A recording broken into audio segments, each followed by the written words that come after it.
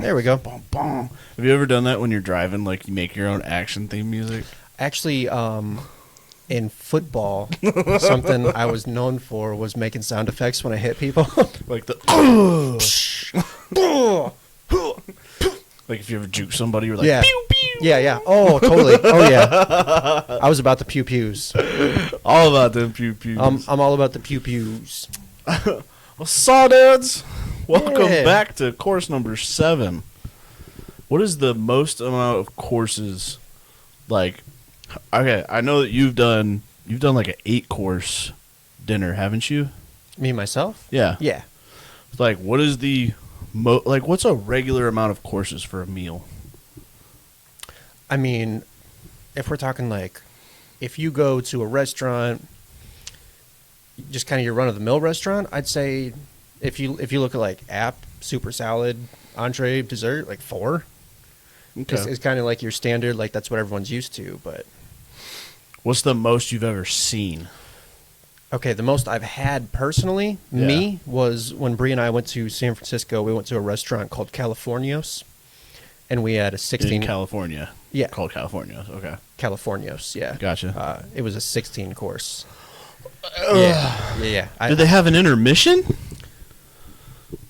My God. Not really. There was kind of a digestive. Like, did they have palate Section. cleansers in there too, though, to like and do those count as courses? They do count as courses. Yep. Okay. Yep, they do. They didn't have palate cleansers. They had what's known as digestives. It's a like a broth that'll like help you digest the meal better. Like So it's a helps- laxative. No, it's not. It's something natural that kind of lets your stomach settle a little bit, so that it kind of like Okay. creates room for you, and it makes everything at ease. Yeah. Okay. Well, if you guys didn't read the title, this is course number 7 of There's a Turtle in My Soup. I keep looking at the computer. I need to look at the camera. But this podcast is going to be called Let Me Ask You Some Questions, because that's what we're good at, especially having ADD. Like, Yeah. I love doing it. If I'm ever somewhere and I'm like just bored standing around, I'm going to ask a ton of questions. I'm also going to try my best not to cuss this podcast. Nice. I know. I think Yeah. I've already done it, though, so I might be whatever. But, like, starting Yeah. now, no more cussing. Good luck. Yeah, it's not going to happen. Definitely good luck. I already know it's not. Hi, Yeah. Candy. I know who Edgy Nana is now. Yeah. It's Candy. Nice. Figured it out. I knew it was a Nana. I was like, I just don't know which Nana. Got it sorted out. I think Bree's got my questions. I don't know what she's going to do. I don't know if she's going to put them in chat or what. Let's wait. That'd be cool. But I think, hey, you got a lot of work done today. Okay, I do want to talk about this because so today I had a therapy session. This actually might be like the first time other people have seen it. Yeah. 'Cause this just happened. So I had some therapy session today with my tattoo artist. Y'all can't get like the full view of it, but I did. So I've had this is my 3rd session with working on this piece on my arm. And we do what we call tap out sessions, where you pay like the straight up charge of whatever it is, and you go till you stop. And the first time that I did it was like I got probably like a quarter of the way up my forearm. No, I'd say 2/4. And then like with shading and everything like that. The second time we did a couple bigger pieces. Like I did my jellyfish over here, and like got probably like another quarter of the way up my forearm. And then this time I finished off my forearm and went all the way to the shoulder doing touch-ups. It's a lot in one go. Each session has been at least 6 hours. Has it? Okay. The first one was 7, Mm-hmm. and it felt like 7 days. Yeah. Man, that like, you're just sitting there. You're not doing anything, but you are exhausted by the end of it. And I mean, like, I feel like a burn victim right now. Not to take anything away from any burn victims out there, but man. And it's like I did it to myself. Like, that's the worst part, is that, like, I signed up for this pain, so I really shouldn't be complaining about it, but I'm ready to be done, bro. And I still have a couple more things that I need to do to it. Yeah. So it's like it's just never fucking ending. But I tattooed my elbow today. If anybody out there is, yes, Bigfoot's real. It's one I'm not, I just saw that question, Dad. Bigfoot is real. Pretty sure, like, we're all related to him somehow. Based on, oh my God, that's the other thing. Okay. So you don't have this issue. Like, y'all can't, I mean, you can see, like, the fur line on my shoulder in the camera and stuff, but, like, I am a hairy son of a bitch. And for him to bick razor my arms and do it, like, it's a process. And then, so he keeps having to shave me, and he keeps going up and up and up, and he's like, my tattoo artist, Adam Wolf, at Bleeding Art Studio, he was like, God, you're such a hairy dude. And I was like, we go through this every time. I know. Like, I don't think it'll ever change, but, like, here's the funny thing. So, my mom and dad got married when they were, like, 22. okay. Yeah, they were 22 when they got married. My dad was hairless leading up to that. Like, Okay. like body hair wise, he had a fro. He had an afro. That's interesting. Yeah. I love that he had an afro. I want him to grow it back out so bad. I just want to hide pencils in it. But so he had no body hair leading up to his marriage. He gets married, and it started to come in, and it came in thick. So, like, my body hair started when I was like 14 or 15. So what I'm wondering is, when I get married, will my body hair just go away? Like, am I gonna have the opposite effect? Yeah. Like, I'm just gonna shed off It just all my falls body out. Yeah, it just, like, sheds. Yeah, it's just gonna be like little fur balls laying Yeah. around everywhere. Like, it's gonna look like Damn it, Kyle is set off the couch. Cats are just choking on my fur. Yeah. Interesting. We actually got a lot of. Is Bigfoot real? I personally don't think so. But What? It's What? Well, it's one where, like, I also don't really care that much either. How do you not care? I just don't care. I just don't Like, care. okay. So are you open to the possibility that Bigfoot is real? I'm open to the possibility. Yeah.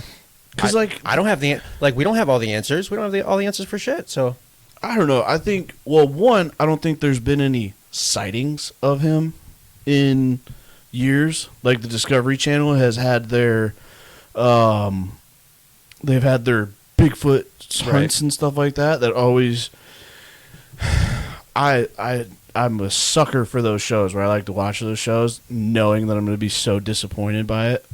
Because, like, it would be national news if they had actually, I don't know, found it. Like, it would be all over things. Discovery wouldn't be the one to break the news weekly. Like, oh, God, we found him. yeah, that would be it. It'd be on, like, Time Magazine, Man of the Year, and it'd be like, Bigfoot, like, Just eating jerky. yeah, with this, yeah. No, right. I think at one point Bigfoot. I also believe in giants. I believe giants used to be real. And if somebody wants to be like, that's impossible, like, it was in the Bible, baby. Did you pass your stone? I have not. I am still with child. But you don't feel it, right? No, I don't feel it. Like, Yeah. So I had a dream that I passed it what if it, like, can it pass the other way? out of my butt. Yeah. I wish. That would That'd be be sweet. so much Yeah. easier to pass 4 millimeters out of. All right. Because that's, what did we say? We said that 4 millimeters translates to 1/8 of an inch. Like, roughly 1/8 of an inch. Is that what we? Well, that's what we were at our buddy's house last night. We were out in his garage, and we were looking it up and checking, like, a tape measure and shit. And it was like 4 millimeters translates to 1/8 of an inch, and I don't know. Yeah. Yeah, it's pretty fucking big. Yeah, that would be pretty big. Damn it! I cursed. All right. What is your favorite ice cream flavor? Like flavor or style? I don't know. Like, because flavor is that's a really you broad got question. strawberry, you got vanilla, and you got chocolate. Everything else is added to it. Right. Like unless you're gonna go, well, no, I even would- bubble gum. I would say, is let's say you go to an ice cream shop and then you order chocolate chip cookie dough. See, normally I would say chocolate chip cookie dough. Yeah, normally I would say that. But actually, so since I bought that expensive $350 ice cream machine, Yeah, I'm going to explore. those are so worth it though. Yeah. Oh, it's going to pay off. Oh, yeah. It'll pay off. Yeah, I'm going to explore ice cream flavors to see if I can come up with a new best that's just not made yet. So I'm going to have a lot of fun. And the base that I want to use, what I think the base for the best ice cream flavor will be is my brown butter ice cream. okay. That's going to be the base. Because, vanilla's a base, chocolate's Yeah. a base, strawberry's a base. You got all these bases. I think the brown butter ice cream is going to be the best base. So I'm going to play with that stuff. Gonna make some BB ice cream. BB. BB ice. Yep, that's what I label it as, too. This is so rough. Okay, this is the other bad part about doing big tattoos. I cannot bend my arm, and my arm is so hot right now. Yeah. Like, I made a reference. I was like, I can't put my arm down. We got to talking about A Christmas Story. And you talked about how your family's obsessed with that. Well, I mean, I think every family well- really enjoys A Christmas Story. Well, Yeah. it's, like I said, it's tradition. Yeah. But, like, the thing about it, I've seen it too many times for a lifetime, personally. my dad takes it a step farther. He has a leg lamp that he puts in the window Indeed. every Christmas. Indeed. And I know he's got It's like the perfect window for it, he's too. got bottles of glue waiting for one of the days that one of us is going to break it. And I Yeah. know it's going to be a grandkid someday, and I'm going to laugh my ass off. Yeah, it's And I will displayed really throw all nicely. those glue Yeah. away. What would your friend group say you're each best known for? Being loud and obnoxious. Honestly, that is probably I'm just loud. At work, that's what I'm especially known for is like if there's ever like a big group of people and somebody hears somebody yelling, like they know my yell over anybody else's, and when somebody will come around like and hear me yelling, they'll be like, "Why is he yelling?" I'll be like, "Oh, it's just Turtle. That's Yeah. what he does." And probably loud and just being funny, and like that's what I like the most is that people don't get to see a serious side of me very much, and so when they do see it, it freaks them the fuck out. Yeah. And I enjoy it. Like I can get serious when I need to, but for the most part, being serious is so boring. Like I would rather just be fun and joking and loud and obnoxious, and most of the time that's I don't know, you make a weird noise in the process and people start mimicking. You have those that. moments where you need to be down to earth and get serious. Dr. Phil that shit. And I think that you've got a nice balance of that. You acknowledge when you do need to do that. You're not Oh, yeah. you're not like one of those people that can't take anything seriously, and it's really frustrating So when you need to be. one of my people that I like to like model myself off of is the late great R.I.P. Robin Williams. Mm-hmm. That dude, David Letterman did an interview with him Mm-hmm. where it was either David Letterman or Jay Leno, where they were trying to, they were like, it was basically like a competition to see who could be the funniest, and like Robin Williams never gave him a chance to talk. Like he was just popping off jokes left and right, and it pissed him off, whoever the interviewer was. But like at the same time, you could watch something like what's the Boston movie? Good Will Hunting. Yeah. You can watch Good Will Hunting and Dead Poet Society, and it's like since when can he be so serious and make you Yeah. want to cry Mhm. and like feel fine about crying Yeah. because it's Robin Williams and he did Jumanji. Or that movie where he's like a creepy blonde dude. 1 hour photo. 1 hour photo. That's what it was. 1 yeah. hour photo was gnarly. What about you though? Yeah. What are you known what's for? Connor probably my profession, and then the little tendencies that kind of come with my profession. Just the fact that I'm a chef, and then I'm very, I don't want to say controlling, but I'm a little bit of like a control freak, and I'm very particular about have to be, things, though. and You have to be because like I bring up imperfections, and so this is it can kind of be annoying. This is one of the things that I was thinking about the other day, where like, okay, my job kind of has it's got a daily routine, you know, Yeah. like you do the same thing day in, day out, and very rarely does it change. But like, and like you fall into this, I don't know, you fall into that routine where it's like, it's muscle memory at that point, where you don't really even pay attention to what you're doing, you're just doing it. Do you ever get that in the kitchen? Like, if you've just got, you know, medium rare steak, like you just constantly have to kick out the same thing. Mm-hmm. Like, do you just kind of go through the motions of it, or do you focus on every, or like, have you ever done that where you've had to catch yourself and you're like, I don't even remember making those 5 steaks. Like, I just did it naturally. Well, yeah, it very obviously gets to that point where it's just kind of second nature. You go through the motions. Really, the days that kind of stick out to me are days where I'm working on something new or getting to use your creativity. You're working on different flavors. Otherwise, it's when you're doing the same thing. I mean, it'd be just like anyone else's job where it's just You get that assembly line. second mental nature. concept. Yep. I mean, there'd be days where like I could probably cook you a steak how you wanted it without, well, like literally with my eyes closed, without looking, Right. or without looking or touching. So, How often do you touch food? Like while you're cooking it? you probably don't want to know the answer to that. If you're weird about people touching your food, like I do a lot. Yeah. If it's a steak, every single steak. Because you're just like If it's a trying steak to, or like, pork press loin, to pork see- chop, I'm trying to see the doneness. Okay. Yep. Okay. Yep.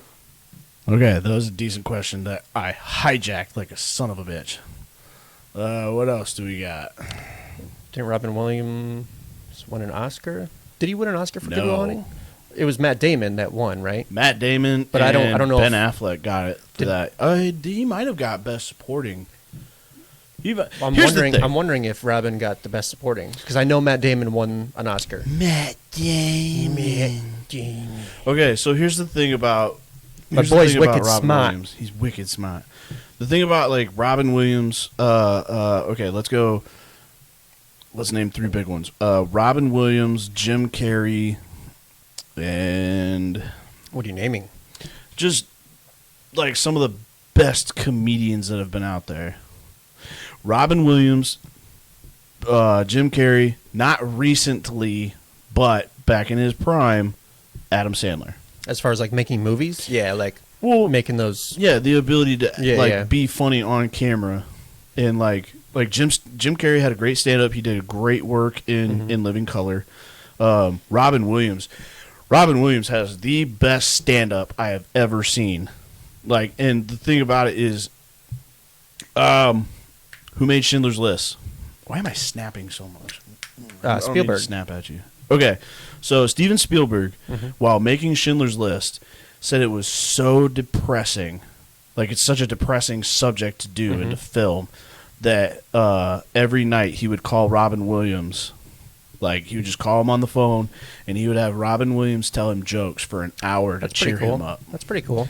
And it's like, just to think, like, you're that good at your job, like, you're that good at your skill that, you know, somebody's calling you from probably a country away or continents away, just like, please make me laugh. But, like, and Jim Carrey, same thing, you know, with his movies and his ability to just, like, turn it on. And Adam Sandler, Like when he did Happy Gilmore, Happy Gilmore, Billy Did Madison. you see Hubie Halloween? I did. I wanted to like it. I wanted to. You know what pumped actually me up? There's actually some funny parts. The very opening of it with Ben Stiller coming in as Hal L. Oh yeah, I had high hopes for it. With You're that. in my world now. Yeah. And I was like, oh, sweet. They're And going then to do the hot like dog a wiener like under the bed sheets. Yeah. They stuck the hot dog straight up. That was good. I mean, I thought Kevin James was all right. There's a couple parts where it's just he was kind of meh at that. There were some funny moments. There were some funny But moments. it's like the same thing with when Adam has free roam of his movie and his production. It's just like, okay, if you watch like with Hubie Halloween. It seemed like they all got together, had some fun, and just like fucked around. Well, that's all they are. And then turned it into a movie. Yeah. Just Go With It, Grown Ups, 51st Dates. Like, it's Adam Sandler taking his friends on vacation and filming a movie in the process. I don't mind 50 First Dates though. I like 51st Dates. I do. like that But one. I brought that up because they went to Hawaii. Yeah. And it's like, hey, Drew, I'm going to Hawaii. Do you want to come? Yeah. And we're going to film this movie too. Oh, fuck yeah. Yeah. But like, so Robin Williams, you've got movies like Mrs. Doubtfire, Jack, Jumanji, RV, RV. things like that where like he's hilarious in it. But Freaking Aladdin, man. Aladdin, oh Aladdin. my god. That's one of my favorites. But and that's so they had to go and reanimate, like they had all of the genie's scenes like drawn out and animated, Right. and they had to go back and draw stuff in based off of what he said on the Right, microphone. because he ad-libbed so well. Yeah, it was Yeah. so I loved reading it's, up It's on stuff regarded like as that. one of the best ad-libbing performances But- in a movie ever. So you've got things like that where like, have you ever watched Patch Adams? Yeah. Okay, I mean, it's been a long time, but yes. he's hilarious in it, but he knows how to tug on your heartstrings. Yeah, overall sad theme, yeah. Like, and he knows how to portray it well. Jim Carrey in The Truman Show, like he knew how to like pull emotion into it, and I feel like he's done other serious roles.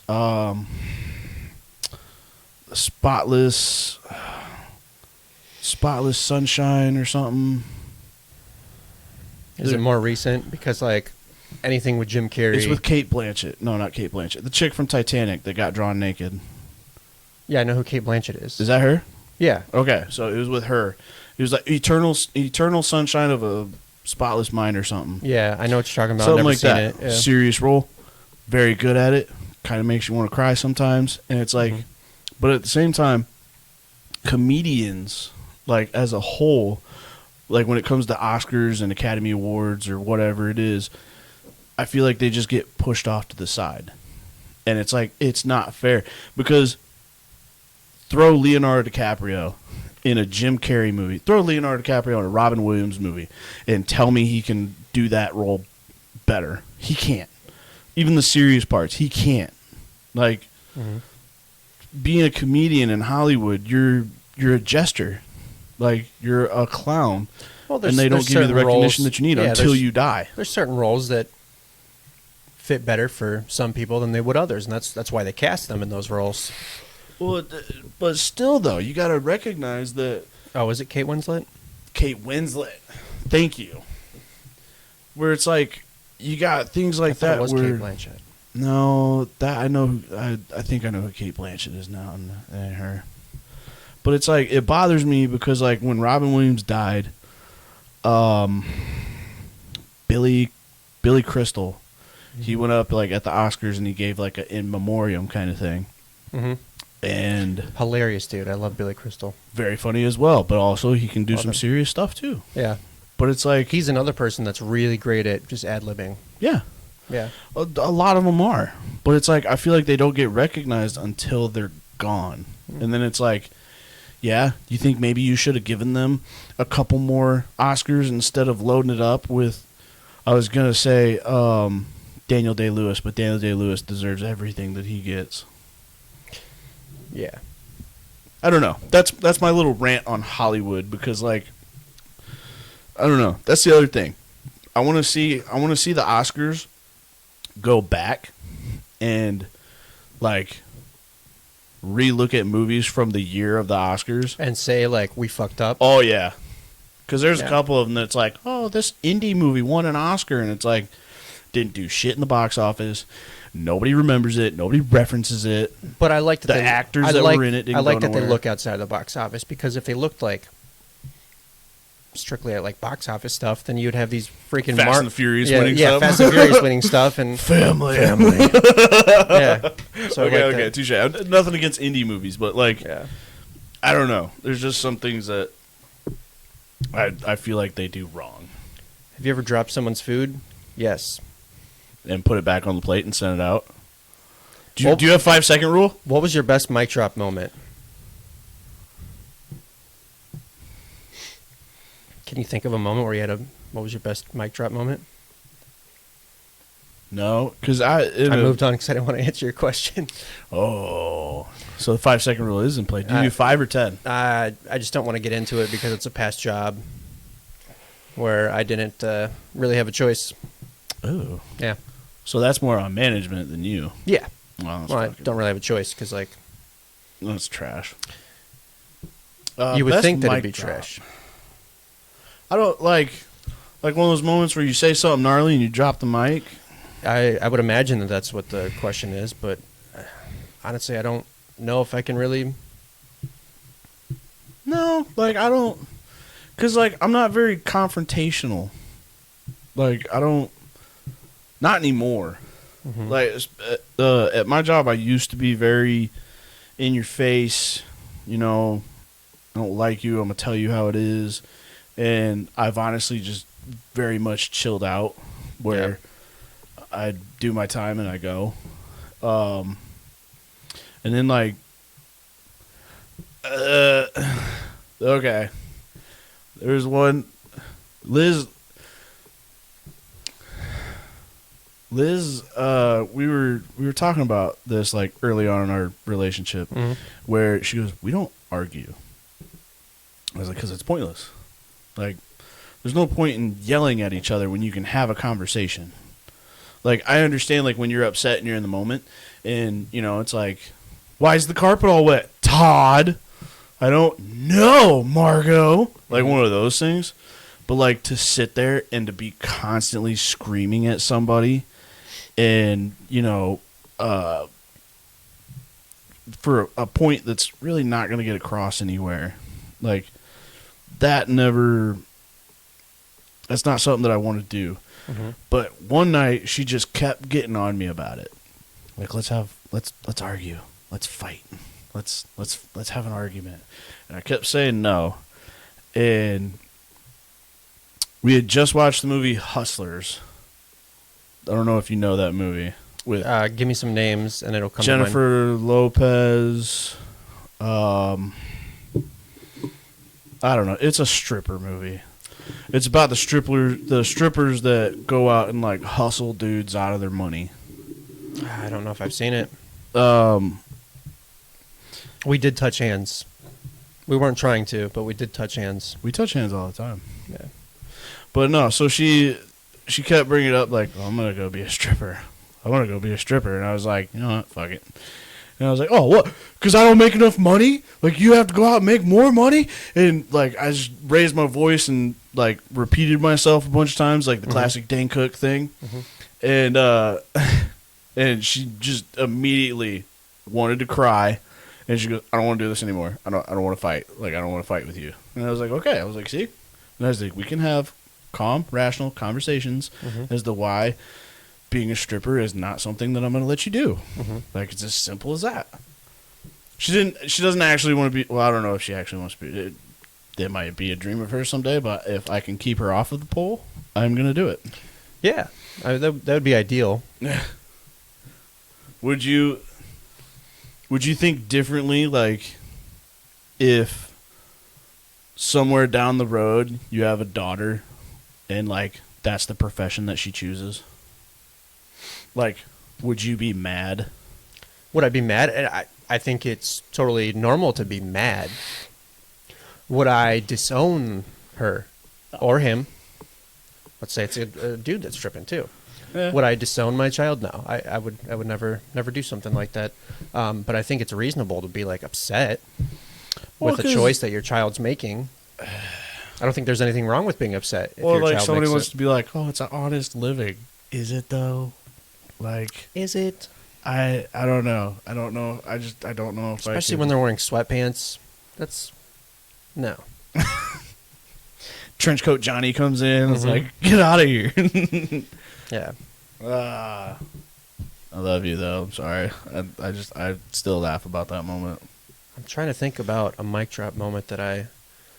Well, since you. Oh, you've had to have had them in the kitchen, where like somebody wants to challenge you on how something Yeah. is prepared. I mean, there's. I'm trying to think of a specific instance. There've been moments where like servers come on the line and I'll be like, so and so. Why is it that I hear you fucking talking when I should hear your fucking feet walk away? You know, like certain like Yeah. little things like that where you kind of like snip at people just because that's kind of how it goes. Or like if you ever have a server come up and try to tell you like, I don't know, have you ever had a server come up and try to tell you how to do your job? Or like just somebody try to tell you how to do your job and it's like, you have no fucking right to be talking to me right now. Yes, like a manager from the other side. Yeah. And it's like you know, you can't even like toss a salad. Like you can't do anything remotely close to what I can do. So you can risotto. Yeah, the risotto moment was something. But since you brought up an argument, I'm going to bring up an argument. It's not with Brie. It's with a. It was with an ex. Is this Ice Cubes? This is Ice Cube. Ice Cubes! Here we go. So if you want to hear a good story, this is the Ice Cube story. I don't know. That's sad. I drop my cap. I mean, you don't need it right now. No, I don't. So- But I'm just so scared that I'm gonna be a little kid and I'm gonna spill this everywhere.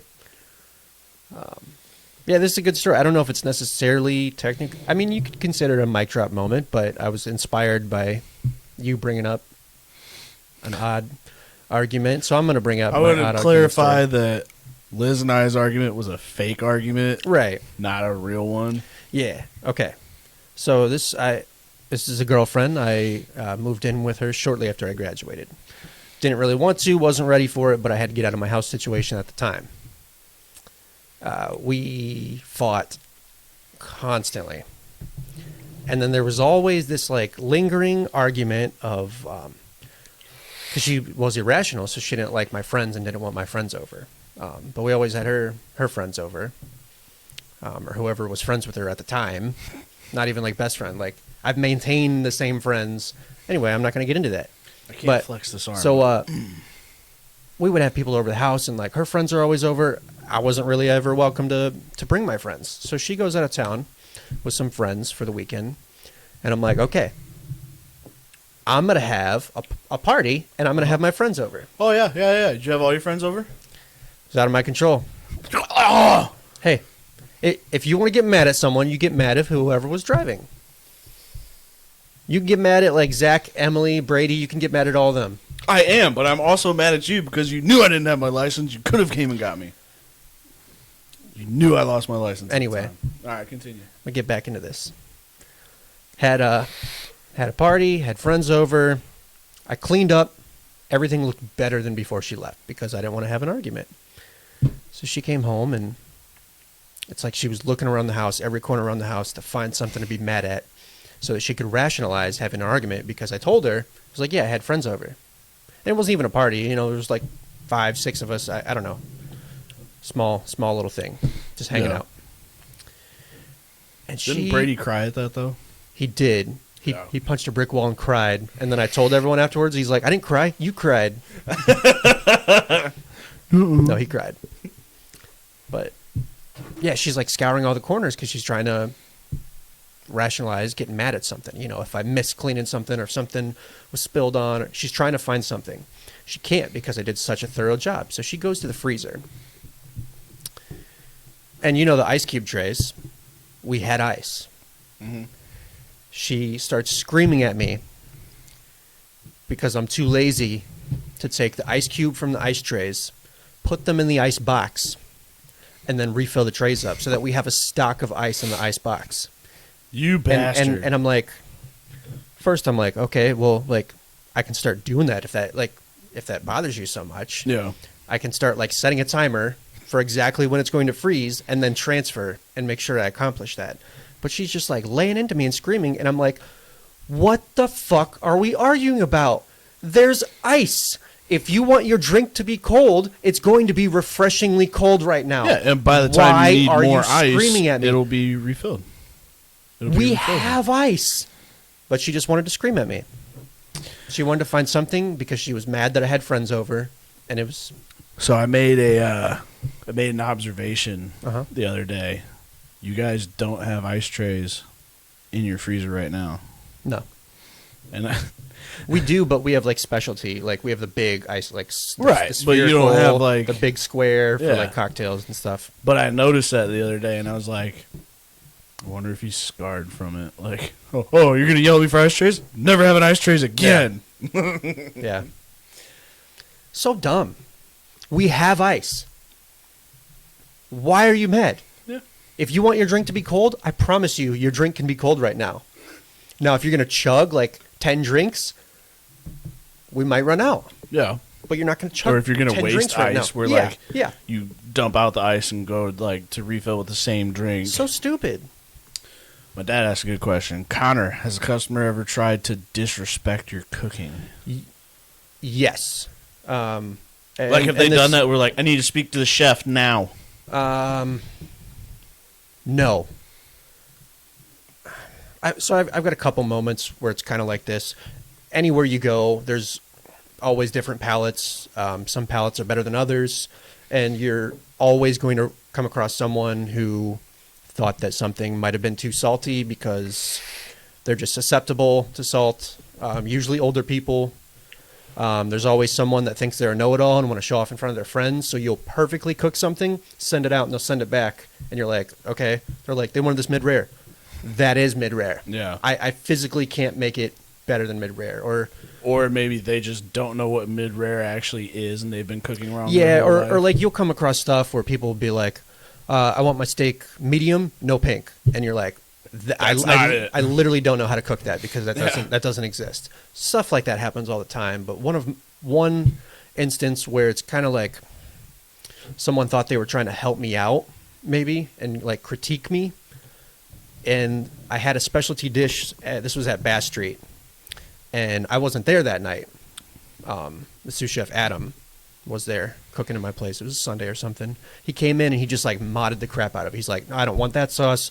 Give me like barbecue sauce. I don't want this. I want French fries. And then he like asked to speak with the chef, and Adam went in lieu of me, brave soul. And like the guy was kind of like dissing on it a little bit, like, oh, this wasn't quite right, blah blah blah. But like you modded it, dude. Like so Yeah. you didn't have the dish as it was supposed to be. So Yeah. so shut up. Yeah. Like, I'm sorry you have bad taste. Yeah. But, And I can take criticism, but there's moments where people are just like wrong, and when people are wrong, that's when I'll get upset. But if you have a valid point, I'll be like, I totally see that. I see that. one of my favorite experiences has been where like we've gone out to eat somewhere and the people know that you are a chef. Like they know that they're this serving with a me? chef. No, I got it too. No, I was talking about like this. Are you telling a story like with me? Yeah. Like where we've gone out to eat, so it might have been like going to Bass before you started working there or something. I think it might have been. Yeah. Or maybe like while you did work there, and like the chef that was working that night wanted to come out and like, hey, what'd you think? But like, I think we've done it somewhere else where somebody heard that you were a chef and they came out to be like, hey, yeah, I heard you're a chef. What'd you think of the meal and this and that? And like, I told them like, oh yeah, it was really good. And I was like, have you ever just like ripped their heart out? No, because I'm never gonna. There was one moment where Bree and I we went to one Michelin star restaurant in Chicago called Royster, and I got their duck dish, and it was like the first night that duck dish was featuring on the menu, and so they asked my opinion, and I was like, okay, I'm just gonna be honest with you right now, and I just told them I was like, the dish needs acidity. It's craving for some acidity. Other than that, cooked perfectly, seasoned perfectly, blah blah blah, and they were really appreciative of it. But I'd never want to like come across as like scoff at it and like, ugh, this was blah blah blah. And You're fucking trash. yeah, I'll never do anything like that.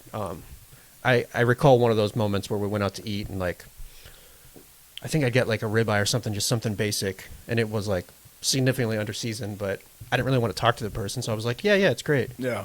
Just like get away from me. Yeah, Well, because like you're not there to teach them. Like you're there to Yeah. enjoy your meal. Like don't.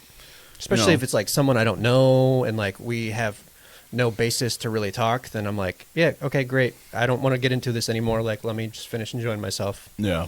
But if it's someone I know, or a place that I know is like striving for like that's why I told them at Royster, because they're a place that's like striving for excellence. They're trying to win awards, and so I wanted to kind of like help them out. Yeah.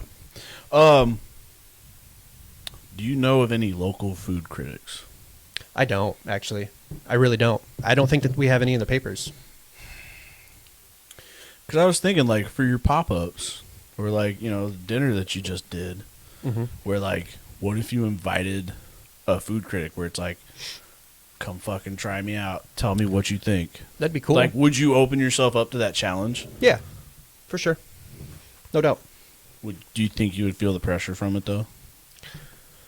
Because, okay. Feeling the pressure with me is a little bit different when it comes with food. I was just saying, like, base your dealing of pressure from... I don't want to sound mean, but like how you deal with the pressure of disc golfing, like when you go do a pro-am, because like you know, sometimes like when you shank a shot and shit like that, and like you feel it going downhill, you're just like, and then you can't get out of that funk. No, it's totally different. Like that one, you're just snowballing downhill, and you know you don't know what to do to stop it. You're just like, screw it. Like this is gonna suck. Here we go. No, if I'm ever feeling the pressure in the kitchen, I just get a little bit more overbearing. Like if I got line cooks or something, I'm just a little bit like, is that fucking perfect? Make that fucking perfect. Yeah. Is it perfect? Show me. or like I'll hear it and I'm like, that pan's not ready for that scallop. Take that fucking scallop out of that pan, get it hotter. I'm just a little bit more overbearing if there's any sort of pressure. Yeah. But you have to not be, overbearing like fuck you, you worthless. You know, like, there's nothing ever like that. You are trash. Yeah, we'll curse a lot just because, like... That's the atmosphere, though. That's the atmosphere, but it's never like, I'm never insulting you. Yeah. Coming at your life. I don't know. I was just thinking about that. I think it would be cool to, like... to challenge yourself that kind of way. And, like, just think of the hype that you could get. I would totally do that if I knew of an area food critic, but... I don't think that I know of an area food critic. I don't think they do anything in the newspaper, nothing like that. But nobody reads the newspaper anymore anyway. But also, well, online. But also, like, can you think of restaurants? Like, are there enough restaurants in the QC that do different enough stuff to be worthy of any sort of food critic? Because you can go to 75% of the restaurants and you can get a pork tenderloin sandwich or a meatloaf. You know, they all have the same crap. Well, because, like... it's all the same stuff. A spot that I haven't been to in a while that I want to go to all the is same stuff. Full Nelson. Yeah. Half Nelson? Half Nelson. I want to go to Half Nelson. I haven't been there in a while. And, like, it's they've got, like, burgers. They've got some nicer plates. They do. They've but got like, some composed plates. But, I mean, okay, if you go to, like, Half Nelson, Central Standard, Barrel, I don't know, things like that. Like it's you're basically in like you're sizing it up for the same thing, or like River House. Like River House, you go there, and it's like everything always looks good, but it's like you could honestly go to another restaurant, probably 10 minutes away, and find the same thing. Well, all the bar and grills have the same crap. Yeah, they all get the same crap. But I mean, like right now, some of them do it a little bit better than others, but. If I was going to think of, like, fine dining, though, like, to me, it was... It's not a whole lot of options. Yeah, duck. Yeah. Bass. None. Hemispheres, Barley and Rye closed last year, but Hemispheres is still up and going. You got Faithful Pilot and LeClaire. That's not part of the Quad Cities. It's in the Quad City area. No. It's in the QC area. When they do The Locals Love Us, Faithful Pilot's part of it. Oh, okay. Yeah. We're falling behind on questions here. Yeah. Whoa! What is the funniest name you have actually heard used in the real world? I don't have one for this. You're going to have quite a few. This is this is more of a Kyle question. You've encountered a lot more of them. I You know also what? know that your dad has a lot of them. My dad has the best one. My dad did a job where he dealt with people from all lines of all types of people, and came across this lady, and her name was Shathid. Shathid is how it's pronounced, but it was spelled shithead. And it's one of those things where it's like you sit there and you look at like names like that and you're like, there's no fucking way. Like, how do you, like, you gotta ask somebody like, how do you say your name? And like they'll tell you. But like most of the time, the funny names that I've come across, it's more of like you play a guessing game. Like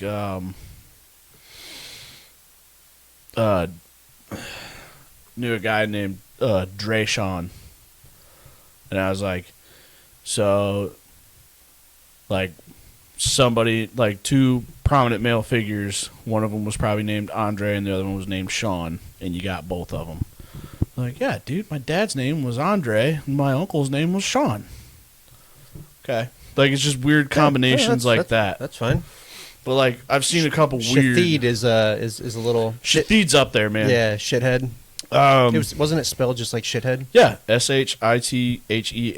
Yeah, Shathid. That's a little. Yeah, but it's like, yeah, you come across some funny names out there, and like, okay, the things that people will name their kid, like name them Prince, King, yeah, Sir, stuff like that. Yeah, Sunshine, like names like that. I will say, one of my ex-girlfriend's moms, she did like clerk work at the hospital. I think she did like paperwork and filing. That I think that was what she did. I don't know, but she was telling me some of the names that like came through there, and she literally came across a person like first and middle name, marijuana, cocaine. That's something that can't be legal. She said that was literally their name, based on documents. See, that's I believe this was a long time ago. That's but you're just asking for your kid. I think to get she had. fucked I think it was a birth certificate that she was filing or something of that nature. That's yeah. Well, and like, okay, not a funny name, but since we're talking about names, to me, there's some things that like people just should not be named. Mm-hmm. Like to me, states. Dakota, Arizona. I guess that's it. But like, I've seen Montana before. oh yeah, I've seen Montana. but it's shit like that where it's like you're never gonna see it Idaho, Yeah, like, or you know, that'd be a sweet name. I knew a girl named Callie, Yeah, and like yeah. it was Cali Mm-hmm. or something like that.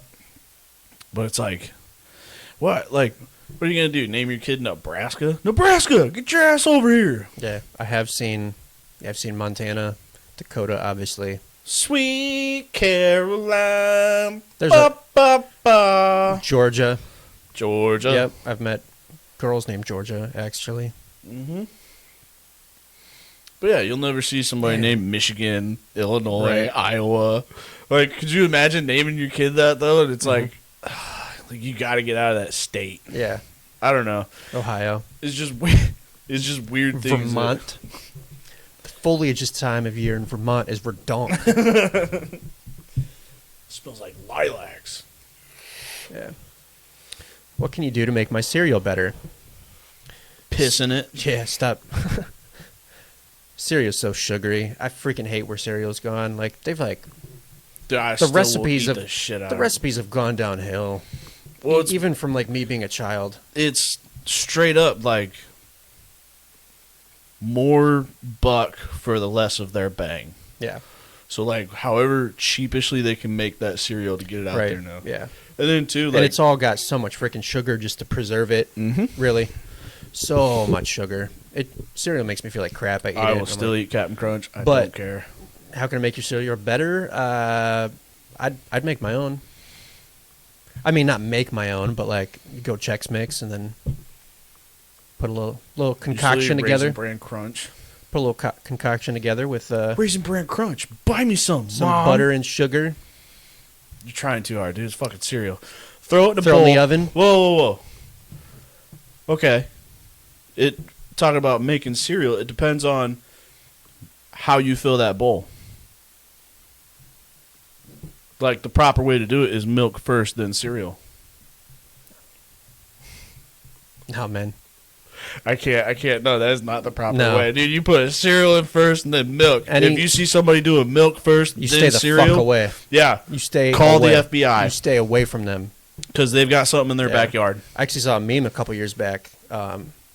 Kid goes, "Yeah, one of my friends from childhood when we were 6, I saw him put milk first, then cereal. Today he's in jail. Trust your instincts, folks." Yeah, spot on. Because what if, I don't know, it's too risky for me to put my milk in first. Like, it's too much. What's the worst food to make? Chicken strips. He gets mad at me every time I ask for chicken strips. Yeah, but it's not hard to make. Worst food to make? That's a good question. The worst food to make as a chef. Let's say you got a it's a business party of 30 people, right? They've had this reservation in the book for months and months ahead of time. You get one person there on the fly. Server doesn't give you any notice. They're like, "We got a vegan in there. I need a vegan when you sell that food." I was like, "Oh, you mean the food that I'm about to sell right now in 3 minutes? I just got to come up with a vegan dish on the fly that doesn't suck." Yeah, that's the worst thing to make.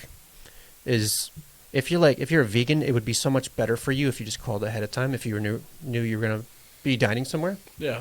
because there are a lot of Instead chefs of that would messing with your whole... there are a lot of chefs that would love to put effort into it and make you something, but when we don't have a whole lot of moments notice and we're worrying about a full rack of tickets, it's hard to really take pride and show some creative genius for your vegan dish. Well, what about this last menu that you did?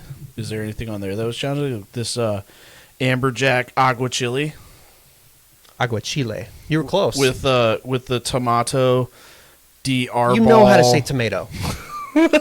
You say tomato almost on a regular basis. Tomato. Who are you? But with the DR ball, dashi, and jacama, You butchered that.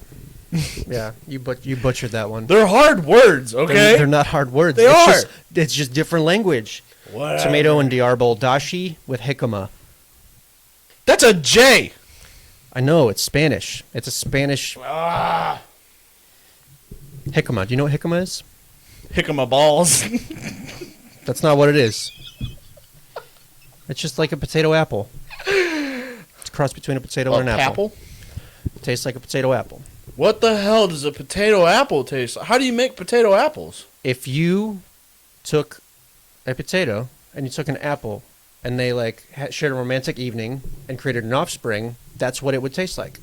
Exactly what you think it would. No. That's what it is. No. Whether you like it or not, that's what it is. Veggies and fruits don't do that. That's what jicama is. It's not an actual hybrid between the two. That's just what it tastes and looks like. It doesn't really look like that, but it's what it tastes like. Would you ever eat a potato like an apple? Peel it? And No, then just- no, because you kind of can't. It's not. You can't eat potatoes raw like that. They're harmful when they're raw. Have you ever seen anyone do that? My dad. It's because it's not good for you. Guarantee you, I've seen my dad do it. It's poisonous in large doses if you eat them raw. Well, I'm not saying you're going to eat a whole sack of potatoes, but Right. I don't know. Okay, so what is this thing that I just butchered, though? What? Amberjack aguachile. It's a raw preparation of fish. Amberjack. It's yellow flesh tuna. also known as hamachi in Japan. Aguachile is just a raw fish preparation. It's kind of like ceviche, but So you just got, it's like Japanese and Spanish. yeah, because I like the flavors that Japan gives to kind of their fish and their seafood. It's really good. It's a good dish, man. That good dish. Yeah. What we did is we took the fish and we kind of like pounded it out lightly and then put it into rings. We sliced the jicama and then shaped them like perfect circles, and we just kind of like shingled them like you would a roof over the top of the fish, so you couldn't see the fish. And then we just poured the dashi right over the top. It was a tasty dish. It was tasty. Lots of like umami flavor. What is your walk-up song if you were a boxer/fighter? Oh, snap, dude. Okay. So I used to watch WWF. Yeah. Don't giggle. Oh, we at all that. did. We all did. In the early 2000s, we all did. Okay, I was meaning more like 90s was when I was big into it. The Attitude Like Era. not for me, it was like really big 99 to like 01 when you had The Rock, Stone Rock, Cold, Stone Steve Cold, Austin. Stone Cold was the Undertaker. freaking man. Okay, not gonna lie, Stone Cold Steve Austin made me afraid of bald people. That's fair. Like, if a bald that's dude fair. walks up with a goatee with a southern accent, I am a bitch to that guy. Yeah. Like, you can take whatever you want, sir. I'm sorry. Like, I can't. He was just freaking. He was like just a great antagonizer, man. But he He's has. Did you ever see him on Punk'd? Yeah.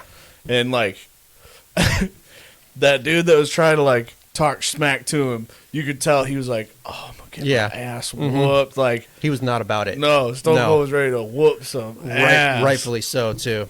But no, Stone Cold gave me like Hey, what's up? he gave me like a fear of saw dude. But no, I used to play the video games too. Yeah, they were great. Yeah. I No, mean, they were like when great. you got into like the SmackDown games and Yeah. things like that, and you could create a character. Actually, one of the great ones was WCW versus NWO. That was it was Yep. on N64. N64. That one was great. But like, I used to, play those games and you create a character. What are we and- talking about? We Oh. get started with what is your walk-up song if you were a boxer/fighter? Turtles talking about I'm WWF back in the day. flying off the handle right now. So they asked, what is our walk-up song if we were a boxer or a fighter? And like, too, with UFC, you watch how people come out to that. Mm-hmm. Like, I can't help it. You listen to songs and like, Are you about to say you'd go Sinatra? No. Like Balboa? nah, I couldn't Yeah. do that. Like, I would want something to be hype. But like, okay, here's the other thing.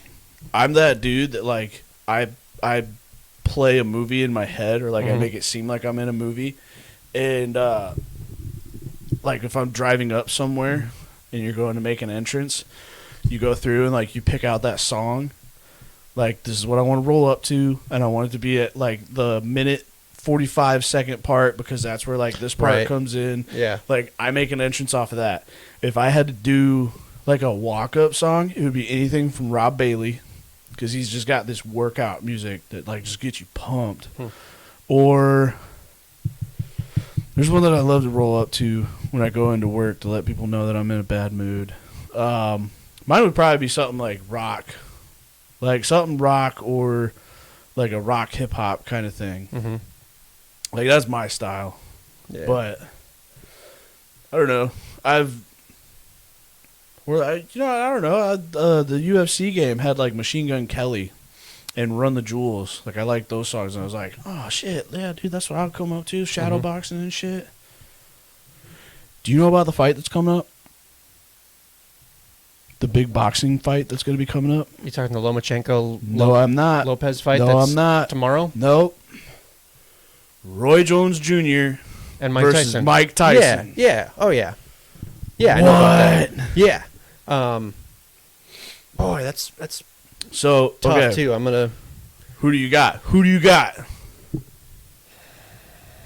Think about it. Okay, take this into consideration too. Where they're When's at the right last now? time? When's the last time Mike Tyson fought? Oh God, I don't know. 2004. Was that like against women? No. No, he had an exhibition match against somebody where he knocked the dude down in the first round, and like they're like, "This is an exhibition round." He goes, "I don't care. I'm fighting." Yeah. And then Roy Jones Jr. His last fight was Probably not long ago. 2018. Yeah. So like he is still in boxing condition. Sort of. He's definitely aged, and you can tell he's definitely aged. You can definitely tell. He does not move like he used to, which is his greatest quality. Although he's still going to have the instincts. Yeah. That'll be cool. The endurance, Yes. like the stamina to just keep fighting. Because I feel like Mike's going to go up. He's going to try to knock his head off in the first 3 rounds, and then he's going to be winded. It would be cool if we could see it happen in their prime. Obviously, there's not a way to do that. No. But Who I beats probably who in their prime? Oh, that one I don't know. But right now, Tyson. Right now, I'm going to go ahead and say probably Tyson. Now, if we're talking today, Tyson's got it now. probably not. Okay, but here's the thing. So I was watching. Have you seen his his training? his workout videos and Yes. stuff that he's put to Instagrams? Yeah, scary, fucking fierce, dude. scary. I wouldn't want to hold pads for that, dude. No, Like, damn. oh my gosh, no. I wouldn't want him to hit me if there was a brick wall in front of me. If I had to put my face against a brick wall $10,000 to take a hook and shot he from Tyson. punches the brick wall, I wouldn't want to take that shot. Somebody hands you $10,000 and goes, "This is yours." If you take a hook from Tyson, 10 grand. 10 grand. I'm Think about how much a filling is. okay. Like, think about how much it's going to cost to get your teeth fixed. What if I have to have corrective jaw surgery? I'm gonna Like, need a will they little. cover it? I'm gonna need, yeah. I'm gonna need a little bit more than 10 grand because I also don't have insurance right now. So I'm gonna need a little more. Because like I go back to You the give Hangover me, movie. You give me 6 digits. I'm yours. I'm yours. Okay, I'll go. so like 100 grand. I would go in the ring for 6 minutes or for 6 figures. I would go in the ring. Yeah. I'd go down by the first punch, so that's cool. I don't know. I would just pretty much stand there and like try to block my head the whole time and not want to. Oh, my walk-up song? Yeah, what is yours? I keep stealing everything. You need to get on the ball, boy. My walk-up song. Do you remember that? Nothing Compares to You by Sinead O'Connor. Do you remember that song from Friday Night Lights? New Noise. New Noise, yeah. I don't remember the band, but probably New Noise. God, that's great. Yeah, Yes, that is a good one. yeah. That'd probably be Oh, mine. dude, I love watching that movie for that scene when they're coming out of the tunnel and like everything goes away and it's just like the guitar, and then it's like it fucking just goes hype. That's a great one. Yeah, yeah. Or A Day to Remember. I probably wouldn't do them. No, Probably not. I don't know. I think that you're gonna tell me you wouldn't want to come out to fight. That's literally what the song is for. Oh, yeah, Second Sucks. Oh, you know what? Yeah, I might come out to Second Sucks. Especially how it's like the Mortal Kombat. Mm-hmm. Yeah. Fight. Yeah. That is really cool to see live, too, by the way. Who does it? When I saw them, what? Like, who says fight? Or is it just like a recording? It's a recording, yeah. Wow. It's a recording. Probably the best music video ever, too. Have you seen it? I don't think so. They redid the song in 8-bit form. So it's cool to hear that. And what it is these kids go to this club, and it seems like a gang related meeting or something, but it's like they're just playing this Mortal Kombat video game, and it's them. Okay. Like they had their own characters made, and it's pretty freaking cool. We'll watch it after this. Yeah. Okay, wait. because it's hysterical too. So, your walk-up music, though.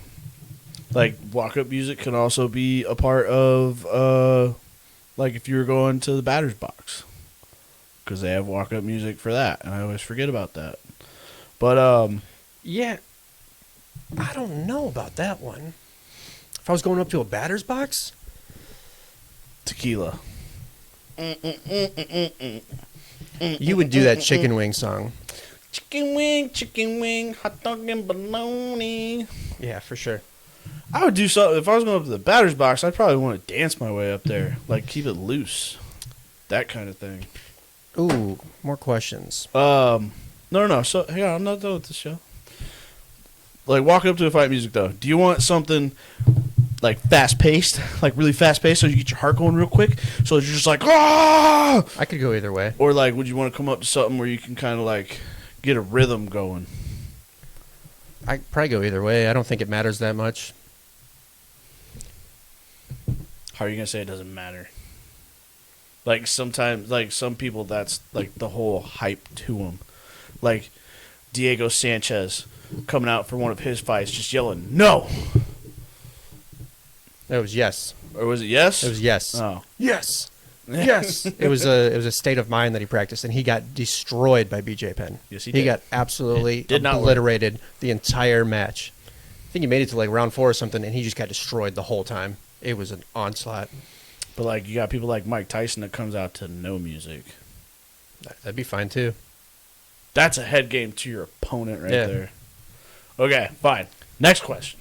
If you had to choose one animal to help you win a fight, which animal would you choose?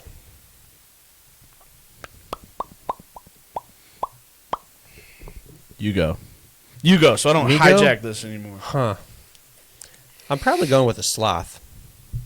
What? It would end the fight. Like, No, it wouldn't. look, if I hold up a sloth, are you really going to try to hit me? No. Yeah. No. And I'm going to take that sloth away from you, and we're going to be BFFs. No, you're not.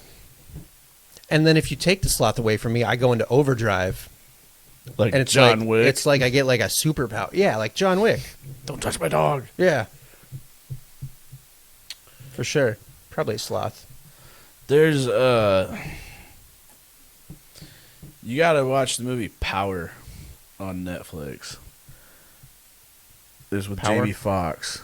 Yeah. They talk about this shrimp that, like, it's the smallest animal in the world.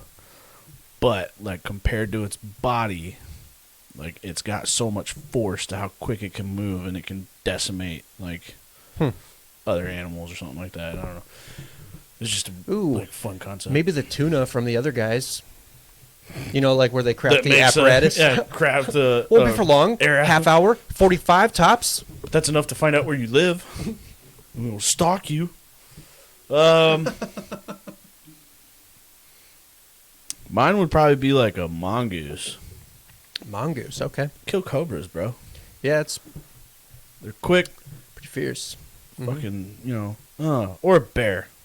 Naturally, probably a bear, because then I want to cuddle the bear. But I want to be a bear. But I want to be a bear.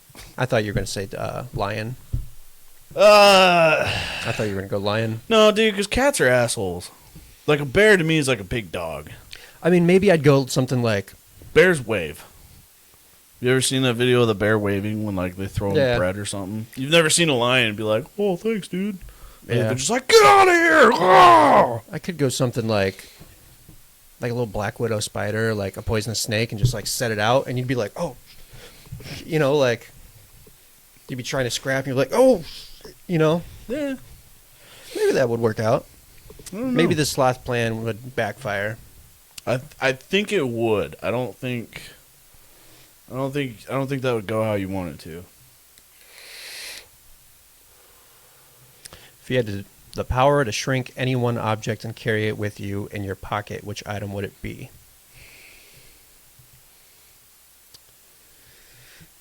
Ooh. That's a tough one. It's a weird one. Like what? If you had the power to shrink any one object, and carry it with you in your pocket. Like what do I get to grow it back? Yeah, I would imagine that you get to grow it back. I mean, otherwise, like, Yeah, what the fuck is the point? otherwise I don't really care. Yeah. I would imagine grow it back, right? Yeah, that makes most sense. That's I got nothing. Like I can't think of anything that would be that's a good like question. that I want to conceal like that. A minigun. A fuel truck. I'm thinking like Ant-Man stuff. That's a really good question. I don't know if I have a good answer. Motorcycle. Like a dirt bike. Like legit a pocket rocket that you can shrink down to that small, put it in your pocket like a fucking Matchbox thing. Mm-hmm. And then just like whoosh, and then you drive off. Maybe a vehicle, so then you could like, I don't know, go visit Grand Canyon or something, and then you just like, pew, what's up, guys? And Dream vehicle. dream vehicle. Yep. Oh, I got a list, buddy. I got a list. I can't pick one. Top 3. Top 3.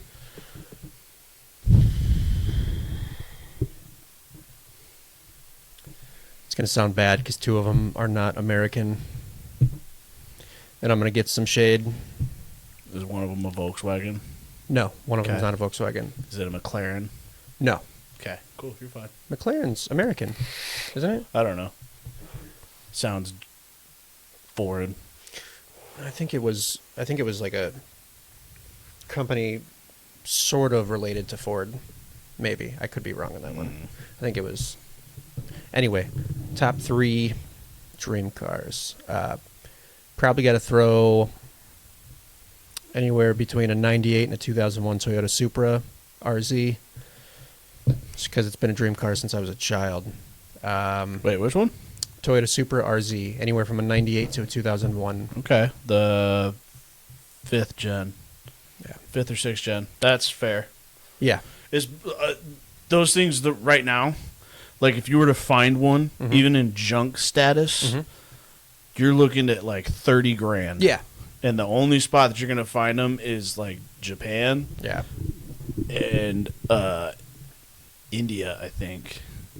Like there, for some reason, India has a whole bunch of stuff of ours. Mm-hmm. Okay, a Supra, good call. I really like kind of the somewhere around the 2016 model of the Nissan GTR. I always enjoyed Skylines, and then the GTR came out, and it was just like a kind of improved Skyline, and I really like those. Okay, And this is in, I don't think this is, 2016. yeah, 2016. I don't think this is in any order. And then I got to probably go with a 1973 GTO. Judge. Yes. Okay. No. Yes. Okay, that's fair. It's either going to be a 73 GTO or maybe a 73 Trans Am. I really like those early 70s Pontiacs. Everyone's all about the late 60s. Everyone's like, 67 to 69 are the best American sports car years. I love the early 70s, man. Love See, 'em. I feel like because Late 70s, like after 73, you talking 74 and like beyond, I think that was kind of some the crap Trans Am years for though in some of those them, years they but had the shark nose too, Yeah. like the Camaros did. And I don't like the shark noses. I thought 73 was a great year for American muscle. Yeah. I love those 71 to 73 GTOs right in that ballpark. Is McLaren English? Yeah. Knew it. I thought that they still kind of worked with Ford though. Probably, but see, mine would be 67 Lincoln Continental. That is one Interesting. of the longest cars. Right. I don't like those boats. It's not only that, like, yeah, it's a boat, but like, I don't know, man. Like, it's just it came stock with suicide doors, Mm-hmm. which I love suicide Did they doors. come stock suicide? Mhm. Wow, I did not know that. Came stock suicide doors. Mm-hmm. Could come with the hardtop convertible option. So this 4-door, Which is cool because I'm not a convertible guy. but this 4-door like boat, Yeah. the roof could slide back into the trunk. So like the whole roof, Yeah. the hardtop roof could Mhm. fit in the I trunk. know what you're talking about. I know exactly what car you're talking about. That is insane. Mhm. That's one of them. 99 Skyline for me. Very nice. I like the 99 version. Very nice. It's boxier. Mm-hmm. Like, Oh, I respect. I like them. that's probably that one. My third one, shit. I could go on a little bit too, 67 Chevelle. but yeah. Like, I don't know what it is about it, Yeah. but I love that. Mm-hmm. Like, Great I like choice. those, but then also too, like, I mean, I could get that if I could get like a Subaru Impreza STI, Oh man, like a little hatchback of it. I really love those like 95, 96 Porsche 911 GT2s, like those, the super 911s. Oh my gosh, I Well- freaking love those. So, a dream car like right now that's probably like reasonable for me would be a Challenger. Yeah. Like a new Challenger, Mhm. probably a Scat Pack, like one of those or something. But like, I remember before when I was buying my Jeep in the showroom, they had they had a Hellcat sitting in there Uh-huh. for 70 grand. And I was like, I was just curious. I was already calling my insurance to talk to them about what my insurance rate is going to be for the Jeep.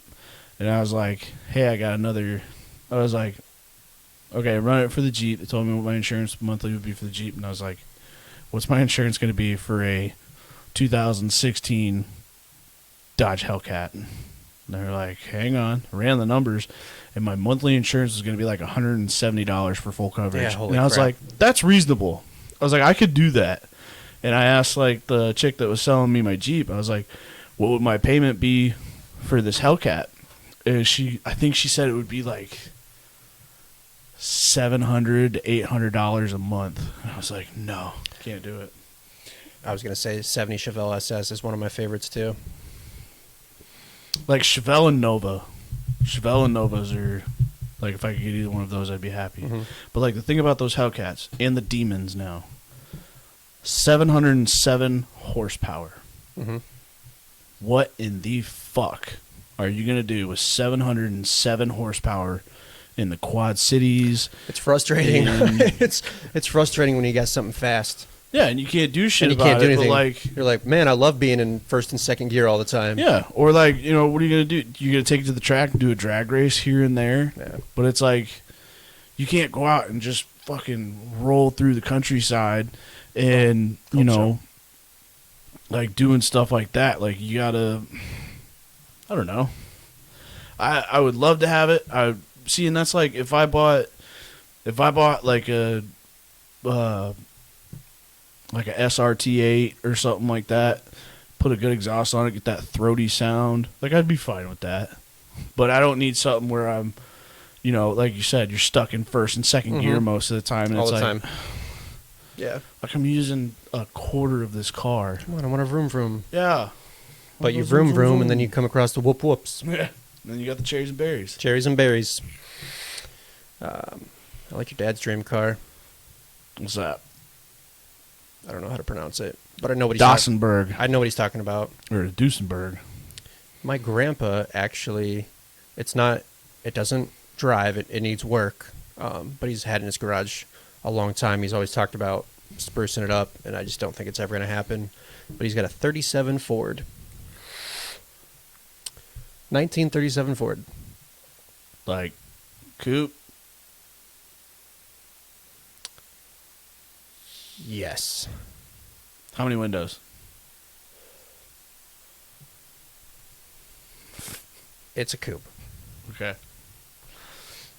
But it doesn't run. Like, is it in decent shape? Hold on. Did they differentiate them back in the day?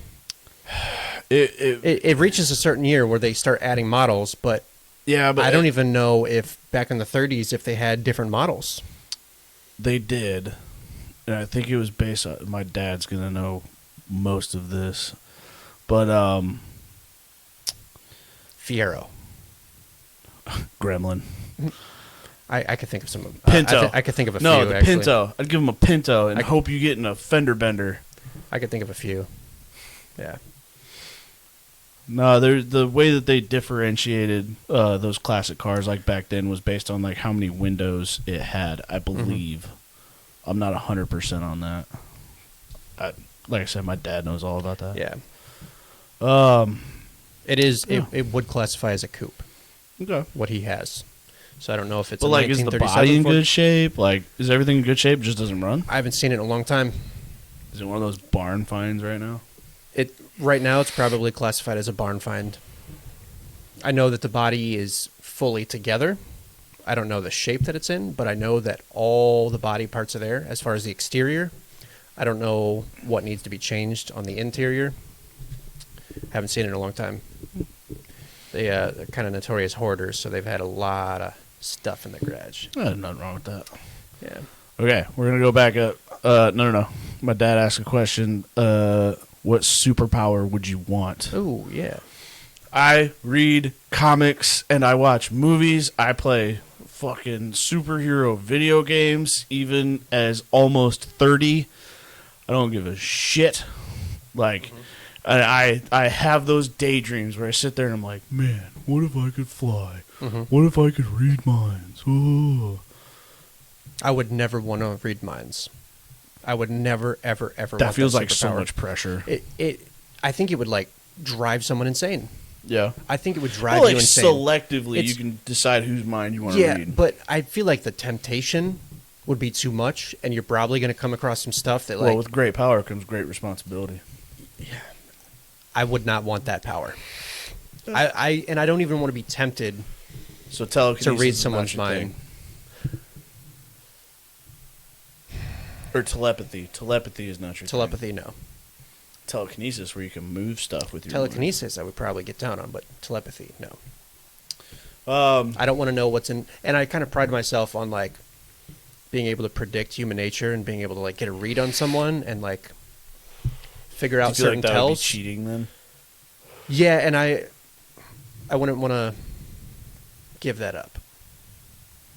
Yeah, you don't want to give up the challenge. Yeah, Like, why cheat yeah. yourself? And then I don't want to know everything. I just Okay. I wouldn't want to be tempted So what to read do your you mind want? right now. You don't want to get into this mind. Nobody Yeah, wants to get right. into this mind. What do you want right now? You want to be rich? Rich and nuts. Rich and nuts. Do you need a minute? I mean, what's yours? I got two options that I really want. Because I don't really know. So I've always liked. There was a cartoon back when we were young called Static Shock. It's a great one. Yeah. I like that concept of like being Mhm. able to like control electricity and throw electricity. There's Yeah. a great PlayStation game called Infamous. Yeah. I love playing that, and like to me that would just be like for real. Boom, charged your phone. It's not dead anymore. You're welcome. $5. You could power a whole house. Oh, the phone is dead. Yeah. I watched funny. it die. Sorry. Yeah. Long live the king.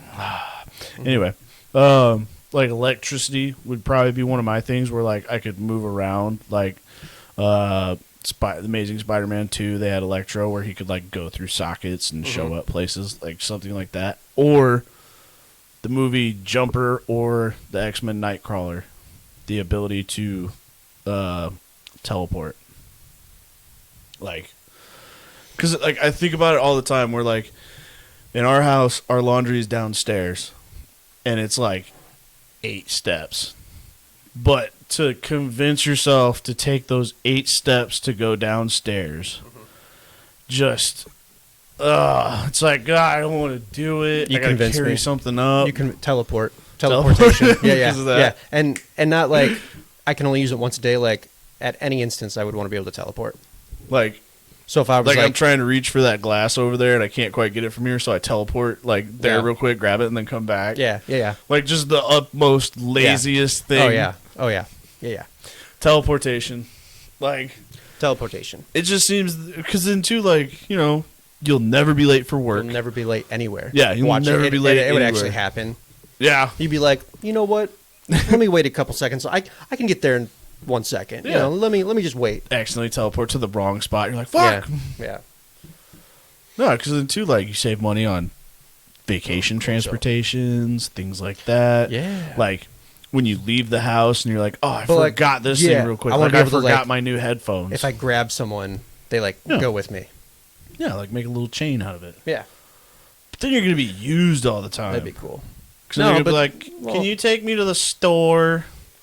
Like, I'm in the middle of something right now.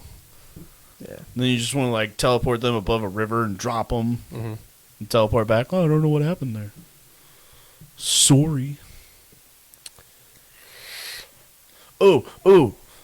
Liz asked a question way back when, and I feel like Was it up here? way back about school. Have we decided on what we like? Final answer. If you could put something in school or like an elective that you wish you would have taken, I missed that question. like final answer, like what's 'Cause something we talked about it extensively Yeah. before. we've talked about it before, but like, An elective or something that we learned in school. yep, something you wish you would have learned in school, or like even paid more attention I to. wish it would have been something called Adulting 101. Just sum it all up. Sum it all up. This is the shit that you're going to encounter as an adult that we don't normally teach you. This is the elective. Adulting 101. Taxes. I wish I would have learned. Taxes would be a chapter in Adulting 101. Yeah, but I want a detailed section in taxes because, like, so I bought my house 6 years ago. When I bought my house, I was paying monthly payments of like $800, and I lived that way for a year. And I was so pumped about it because I knew people that had apartments or something like that, or were renting a house, and they were paying like the same amount or more. And I was like, I have a whole house to myself with Yeah. 2 garages and a big backyard, and I'm paying what you pay, and you have a 1-bedroom studio. And then the next year rolls around, and they like relook at my taxes and everything, like reevaluate or whatever, and my taxes shot up because the person that I bought the house from lived in there since like the 1970s. So, like, the longer you're in a house, like, your taxes go down or whatever, I guess. But so when they saw, like, a new person was in there, like, I don't know, they reappraised it or something. But, like, my $800 monthly payment shot up to, like, $1,200. Jeez. Yeah. And I had bought a motorcycle in that time, and, like, I was really counting on not having to spend an extra $400. And then it was just like, oh, shit, like, Yeah. like, got slapped in the face on that one. Like, things like that. Like, taxes will get you. And then, like, if you start your own business or something like that, and it's like, yeah, I'm just doing this on the side, and it's like, cool, government still wants a chunk of that. Like, Yeah. otherwise they're going to come after you. It's like things like that where it's like, pretty much I would just, adulting's cool, but, like, at the same time, you can figure that out as you go. What I want is detailed government history, not just world history. I want a course where they just dive into everything that the government has hidden from us. Well, if that was an option, then screw Adulting 101. I'm taking that one. Yup. Like, I mean, everything. Like, I want to know about everything about the JFK investigation. How does Lee Harvey Oswald fit into this? No. Yeah, Yeah, I want to some know dude that. just hanging out in Russia. Yeah. Comes back, fires off 3 shots from a bolt action at a moving vehicle, like, I think like 100 yards away, and like quick scoping that shit. No. Marines are good, but no. Like, things like that. MK Ultra. Like, basically conspiracies. I want to get into the conspiracies because, like, you've got so many things where, like, you got false flag operations that they've tried to do to get us into wars or things like that. Like, that's the stuff that I want to know. Watergate. Yeah, just things like that. That's what I want to know. Like, and not end up on a list. Not end up on a list Right. for asking these questions. We and got looking one here. shit We up. got one. Yeah. Yeah. So that's what I want. What food would you cook for someone you hated? This is gonna Dog be poop. This is gonna be a boring answer because it would be nothing different. I wouldn't cook them. Got pride in your work. Anything different? Yeah, too much pride in my work, and You would almost take it as a challenge to be like, I'm gonna cook you the best thing you've ever had. yes, and I also kind of like pride myself on, like, I want to be good at every single thing I do. So even if it's someone because if I hate them, I'm assuming that they hate me too. Fair. And I don't want them thinking that I'm bad at anything. So I'm going to cook them the best meal I possibly can. That's fair. And then I feel like that would also get under their skin a little bit. Because they're like, I want to hate this guy, but this food's so good. But I can't. I just want to keep putting it in my mouth. Right.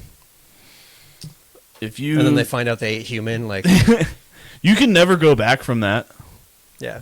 Apparently, like, I don't know if that's true, but that's another thing. I want to know about serial killers.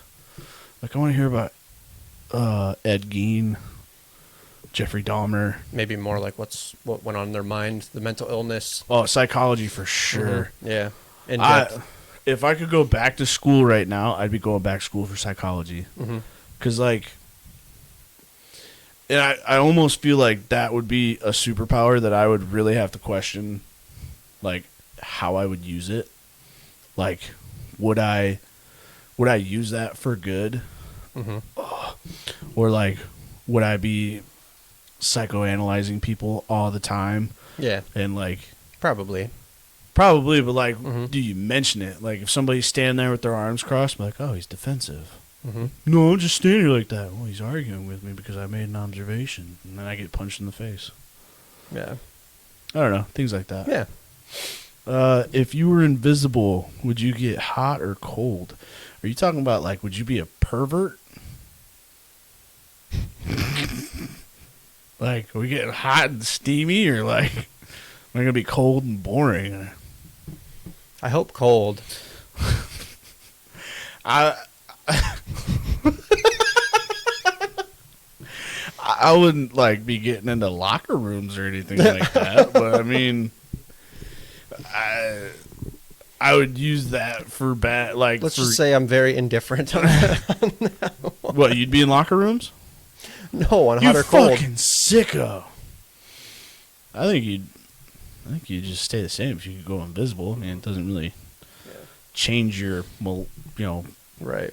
body molecules, but I would use that just to scare people. Just pop up out of nowhere, like, bah! Oh, yeah. Wrong! Mm-hmm. I don't know. What else do we got, y'all? Get to know us. If you could be extremely good at a task. If you're just now coming in, there's a turtle in my soup, and this is basically a Q&A for you guys. You can ask us our weird thoughts on things. You can ask us questions about our lives. I don't know. We'll probably fill in I'll definitely hijack whatever question you ask me because that's how my brain works and because I'm a dick like that. We covered all the pee-pee, poo-poo stuff last week. Yeah, we did. So there's not a whole lot of that left, but... Well, there's always plenty of poo-poo left in me. If you could be extremely good at a task or sport, what would it be?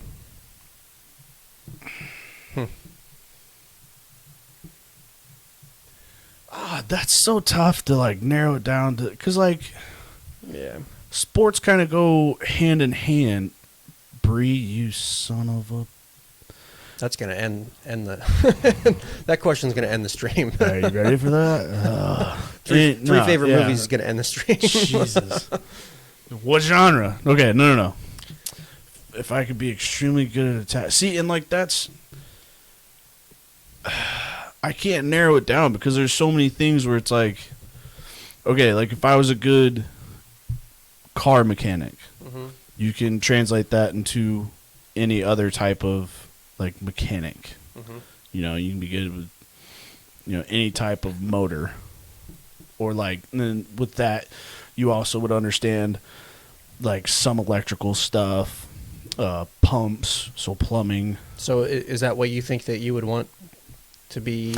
I would want to do something that could be useful extremely every day. good at? Yeah. It would be something that I would want to be, like, that I could, use throughout each and every day.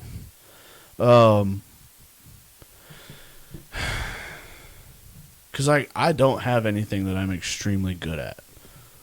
Like, I wish I did, but I don't. Like, I have a few things here and there that I'm kind of all right at. But, like, I don't have a trade, I guess. I don't know. I guess, yeah, if I was going to do anything, it would probably be mechanic. Because if the apocalypse comes and, like, cars start to break down, you'd be able to repair those vehicles so that you can keep traveling. Yeah. Yeah, that's what I'm going to go with. I guess Yeah, because you're already good at cooking, Mr. Chef. extremely good at a task. Just over here pureeing everything. If you could be extremely good at a task. Mine would probably be, man, if I had the mind to be able to create kind of like some DIY stuff, like So if you could be If I like was- handy around the house. yeah, not with like decorate. I'm talking like Talking about building a cabin. yeah, Okay. if I could be Is that toilet fixed yet? no, no, we haven't bought a new one. We're gonna totally replace it. Oh, okay. Yeah, That works. which I do know how to do that. Yeah. I figured you were very eager to dive into that. I guess maybe like some metal work. Like if I was able to create tools Okay. from A scratch. survival skill. Yeah, So like I a feel like- blacksmith. Yeah, Okay. Be a metal forger. yeah. That'd be So, dope. something of that nature. See that? There you go. See, I could be the mechanic. You could make the tools. Or if I was able to like make bullets from scratch or something, or like Mm-hmm. guns and stuff from scratch, that would be dope. That'd be a really. Have you ever cool- seen the process of like? It is super reusing- satisfying. Yeah. It is When super they- satisfying to watch. It is. Yeah, I just can't imagine pressing 300 bullets hmm and like. I don't know. I can't see myself sitting. Have you seen still when for they that long. when they hand shave them, like the way that people form pottery with a bullet? with a bullet? No. Yeah, they'll take a block and they'll hand shave it, kind of like how potters will like form, Mm-hmm. and they'll do that to like create a bullet rather than pressing. Yeah. Super satisfying to watch too. That one is too. All of it is. It's all super satisfying to watch. All metalwork and stuff like that. Just be able to. Yeah. Have you ever used a lathe? Ooh, you know what? Hold on. I'm gonna retract my statement real quick. If I could be extremely good at anything, it would be Sex. foreign languages. If I could be, I want to know and not just like one. I want to know like a handful of foreign languages You and wanna be be very fluent at them. linguistic. Yes, that would be so cool. That would be helpful. That would be so cool. Have you tried learning any other language? Not really. Didn't you I take really Spanish need in to. high school? Yeah, I really need to like brush up on my Spanish too, and probably like try and be as fluent with it as possible. That would really help out. Oh yeah, especially since in the service industry. Yeah, and in the near future, the type of restaurant I'm going to be working at too. Yeah. Like that'd probably help. Yeah. Look at this Something- fucking gringo back here Something I think about is like, trying to make some verde. let's say there's this like Mexican family that's like, oh, that was so good. That was some of the best like mole we've ever had. Can I speak to the chef? And then I come out and they're like, no, I want to speak to the chef. And I'm like, oh yeah, that's me. They'd be like, ah, fuck, man.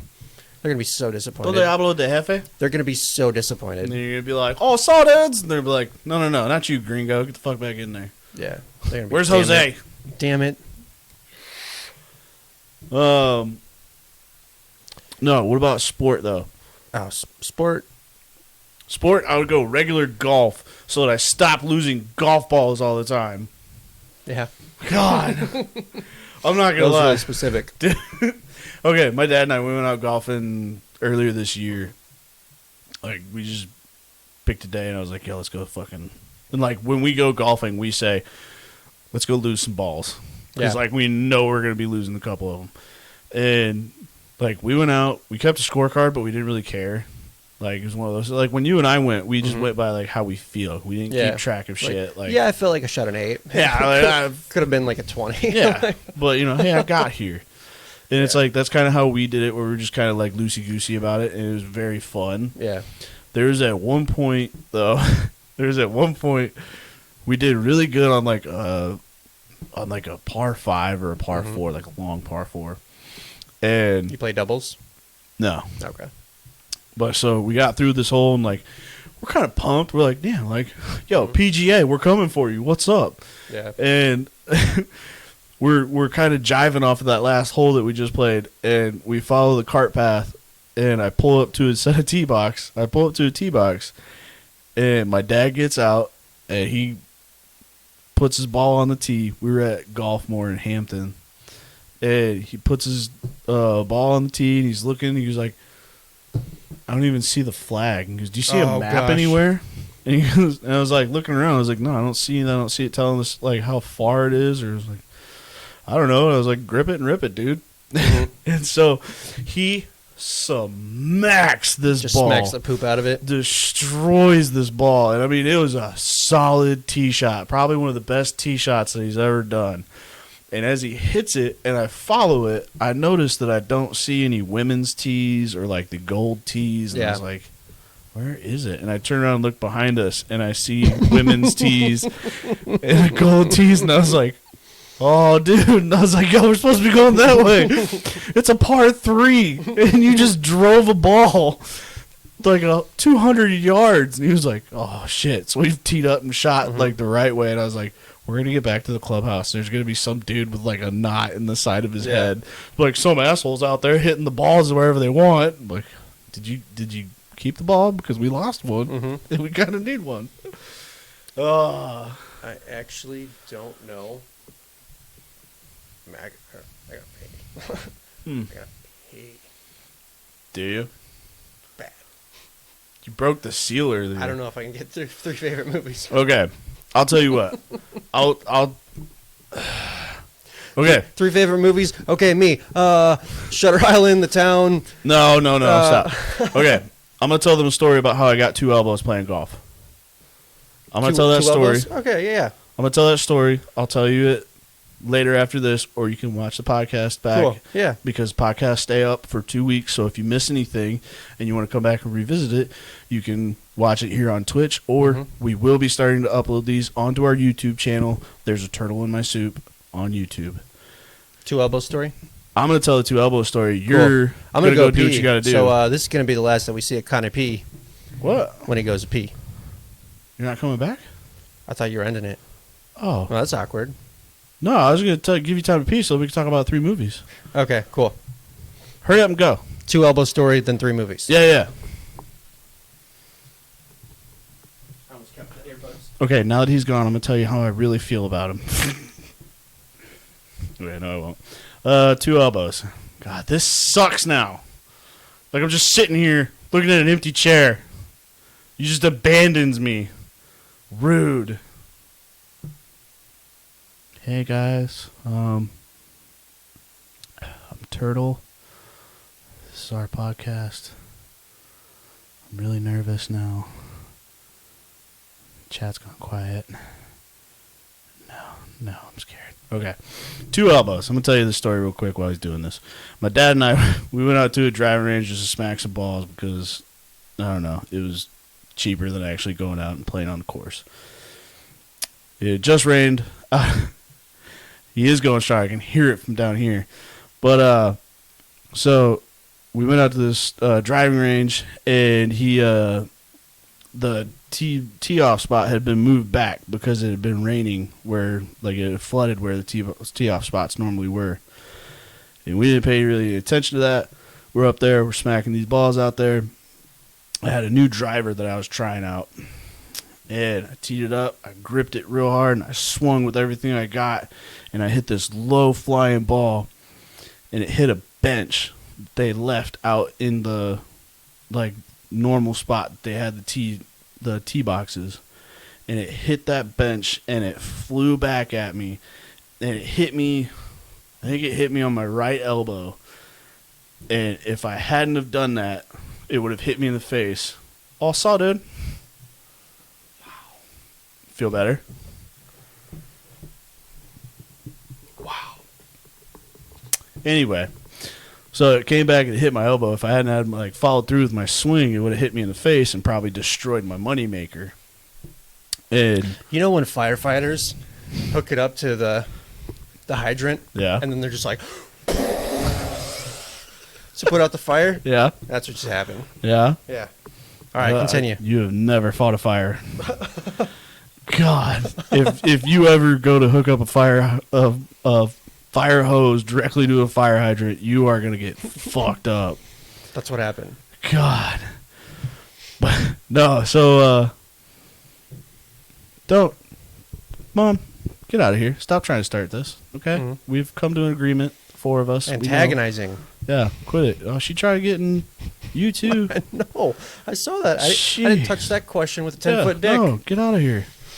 But yeah, so after the ball flew back at my face and hit my elbow, I fell to the ground, and my dad's initial reaction was to laugh hysterically for about 10 seconds till he could finally catch his breath and go, "Hey, are you okay?" And I was like, "Yeah, it hit my elbow," and then he just died laughing again. And I had a bump on the side of my elbow and made it look like I had two elbows. And I was doing Like a butt elbow. yeah, kind of. Did your elbow have a crack? Almost. Could have wiped it. But so I was doing an EMT class at the time. And I walked into my EMT class and I was like, "Hey guys, look, I have two elbows." And they're like, "Yes, Kyle, we all have two elbows. Congratulations." And I was like, no, like I have two elbows on one arm. And so that was like some of my stupid moments. Okay, Connor's back. It's not awkward anymore. I didn't cry. Yay. 3 favorite movies. Go. The Town, Shutter Island. I don't know about a third one. That's tough. Like, what's a go-to? What is a Oh, go-to you know what? movie? Probably like Burnt or Chef. Burnt with Bradley Cooper or Chef with Jon Favreau.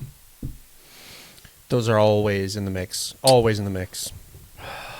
So I guess I gave a top 4. I guess that's the top 4. Favorite movie. V for Vendetta. Saw that one coming. I will never say no to that. I'm trying to think of what, like, I have go-tos, like, especially on Netflix. Mom, get out of here with your rude questions. I'm not picking favorites. God. Who's your favorite child, me or Morgan? Ooh. I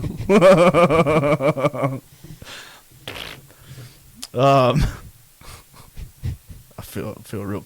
There, mic drop. Mic drop. Mic drop moment. Bam.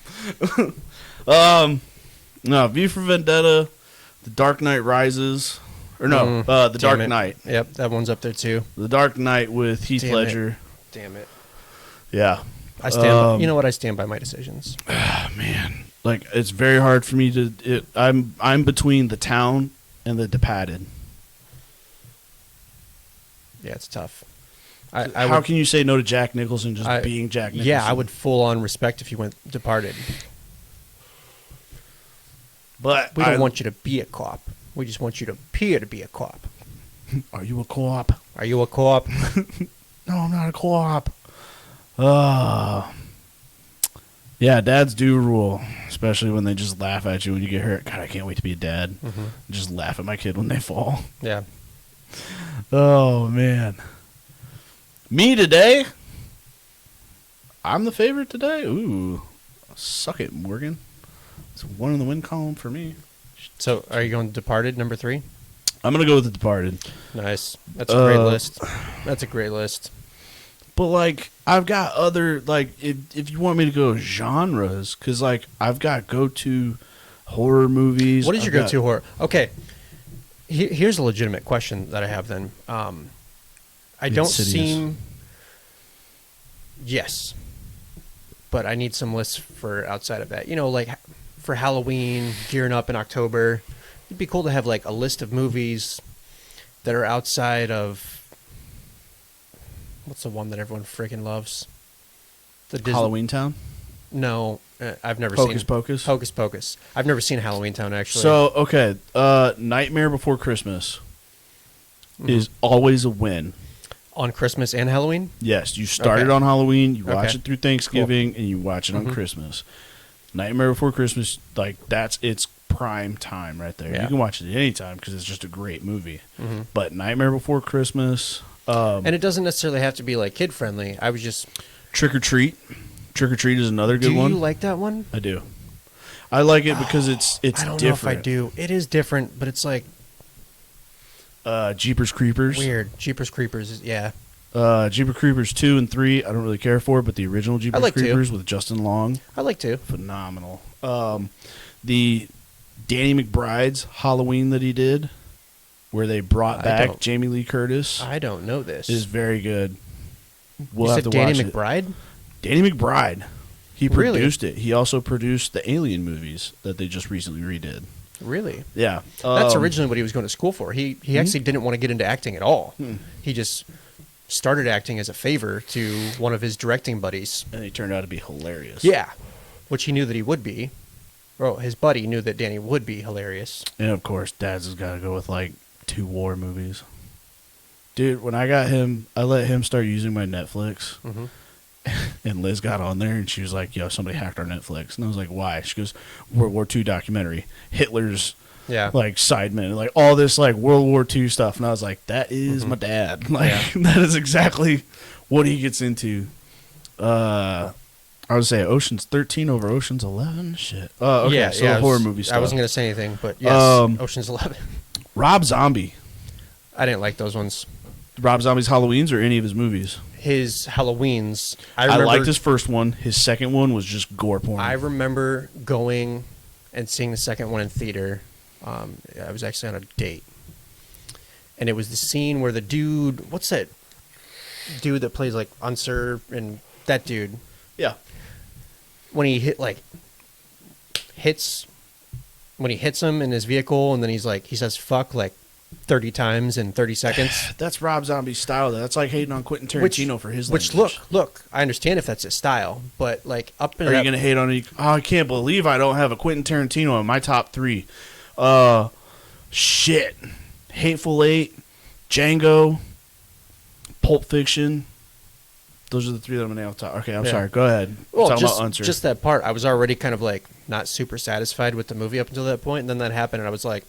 This is dumb. Like, let's leave. Let's do something else. See, and we what just walked out. That's one of the few movies I've ever walked. Like, I willingly walked out of that one. The only other movie I ever walked out of was my grandparents took me to see 8 Crazy Nights when I was like young. Oh God, it's the and they made me walk out, but why? Because it was inappropriate for me at that age. But I was like, I don't know, like 8 or 10 or somewhere in there. No, Rob Zombie, he's done... Yeah, I just didn't like him, man. House of a Thousand Corpses is great. It's a great movie. That was his, like, first movie that he ever did. I just don't like... It was great. I don't like shit that's, like, overly gory for, like, no good reason. It is, you know, like, it's like, that doesn't scare me. It, like, grosses me the F out. Yeah. You know? I don't need to see that. He had style with it, though. Same thing with... that's why I don't like Halloween, too. Yeah. Thought it was trash. Yeah, that was. I just thought it sucked. I thought it sucked. But then you've got Insidious.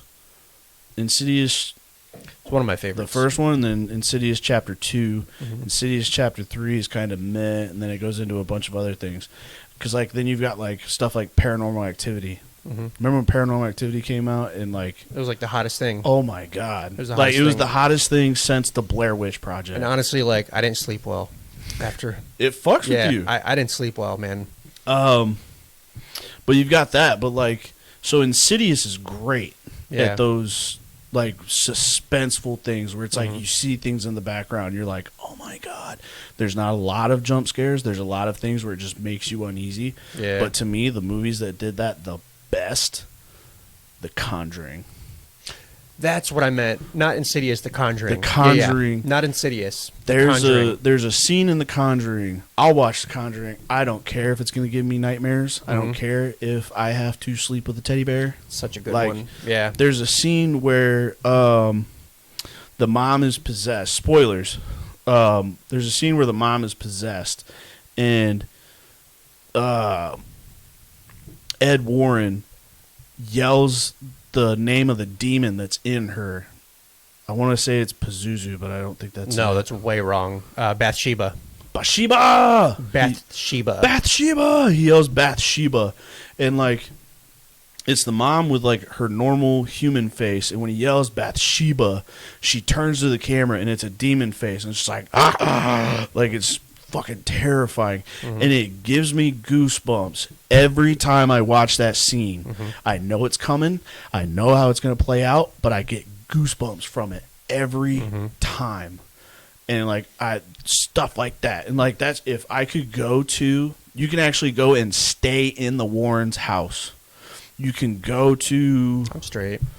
Oh, I would love There's to. there's certain things in Can this, we go on a in ghost this world adventure? and this life where like I'm down with some adventures, but there's certain things in life that I believe in where you can open doors that you don't want to open, and so And I don't fuck around with I those don't do doors. Ouija boards. I don't fuck with those doors. If I did a Ouija board, I'm gonna do it out in a field.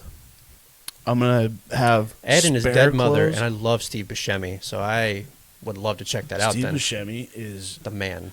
it's actually pronounced Steve Buscemi. He was on Conan one time and he corrected him and he was like Conan looked at him and he was like, but everybody calls you Steve Buscemi. He goes, you've called yourself Steve Buscemi. He goes, yeah, but nobody got it right at the beginning, so I just ran with it. And he goes, so you've just been butchering your own name instead of correcting people. And he goes, yeah, whatever. Mm. And I was like, because that's Steve Buscemi. If you do not know who Steve Buscemi is, he is usually the crazy guy in Adam Sandler's movies. He does serious roles so well, though. He does do serious roles so well. He's the janitor in Con Air, dude. Billy Madison. He plays a serial killer in Con Air. That's one of my favorite roles of his. He did one just recently with Pete Davidson, the King of Staten Island, where he plays a firefighter. And I want to say that was his first role as a firefighter.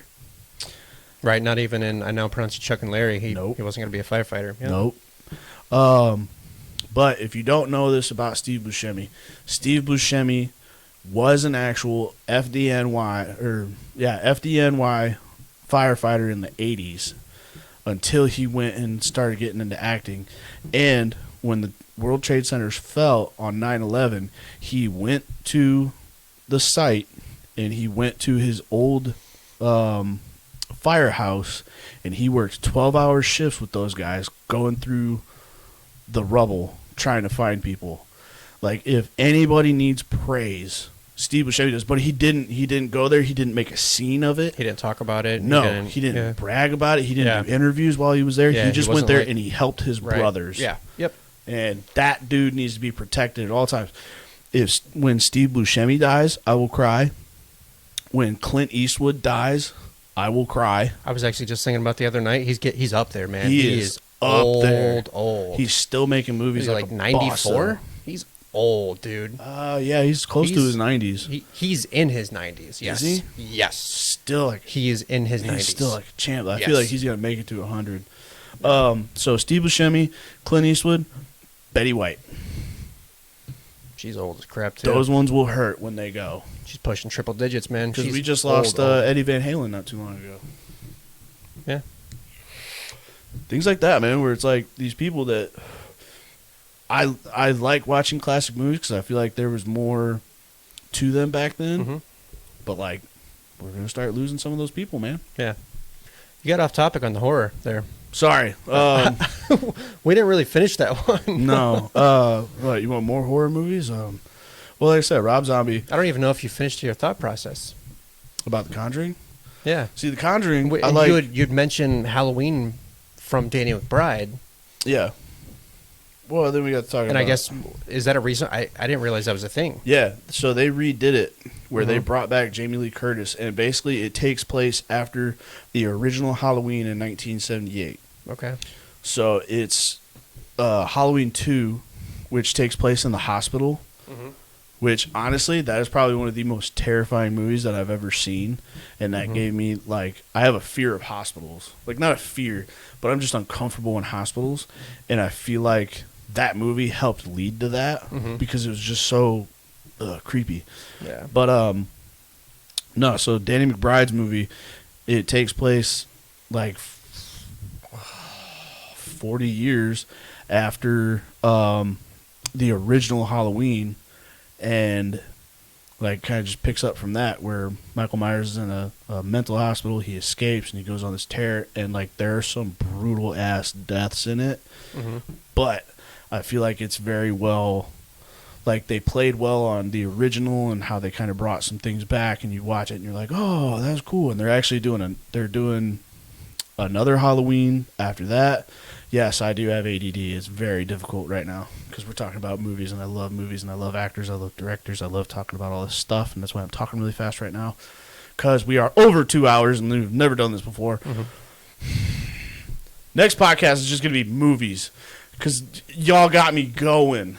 Man, if y'all want to come back and watch some, like, ask me questions about movies and my thoughts on it, I am on it. But I'm going to feel bad because I feel like Connor's just going to sit there going, and I'm going to hijack this shit. But no, so they got 2 more movies set up with that.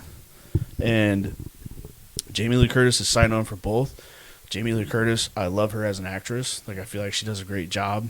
And Betty 98, Clint 90. Yep. I knew he's hit 90. Betty's 98. Yeah, I knew she was pushing triple digits. Damn. Old, man. Shit. Yeah.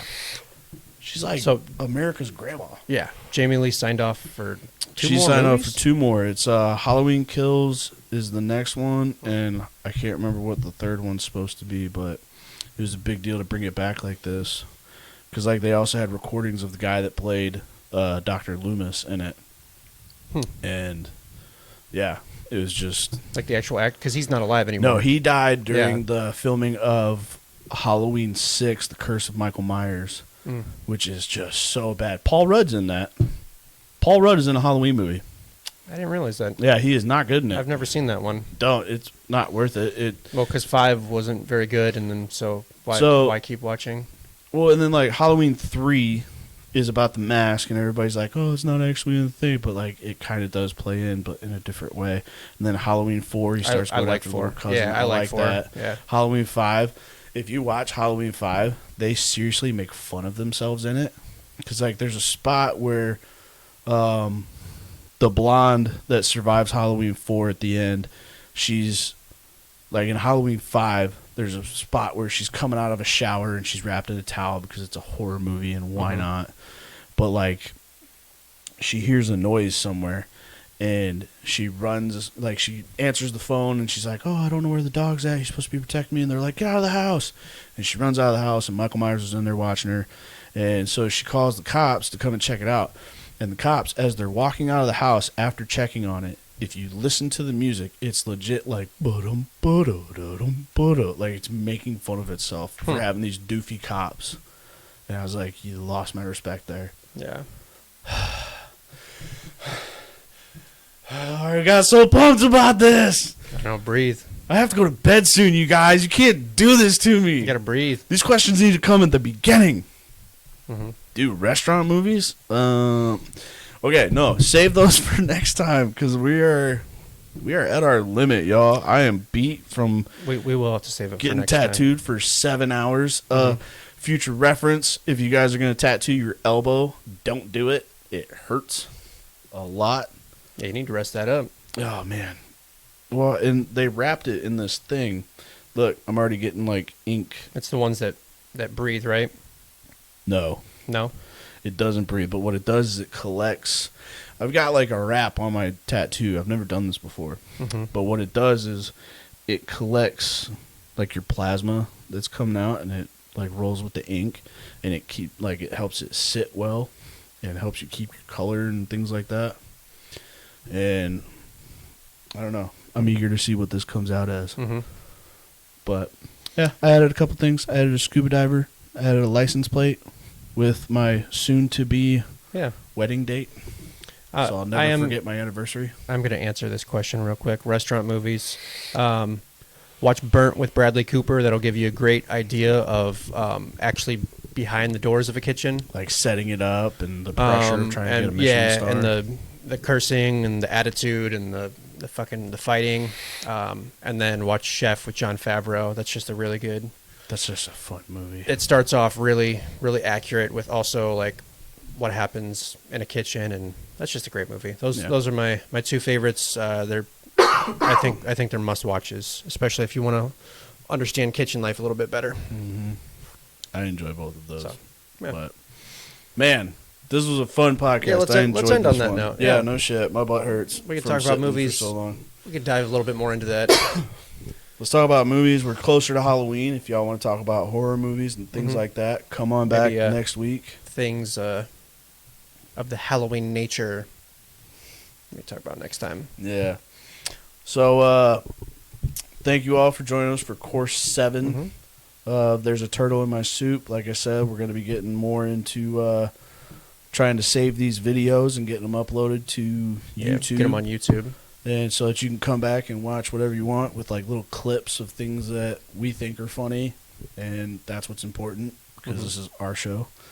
But yeah, thank you guys so much. Saw Dudes and Caleb.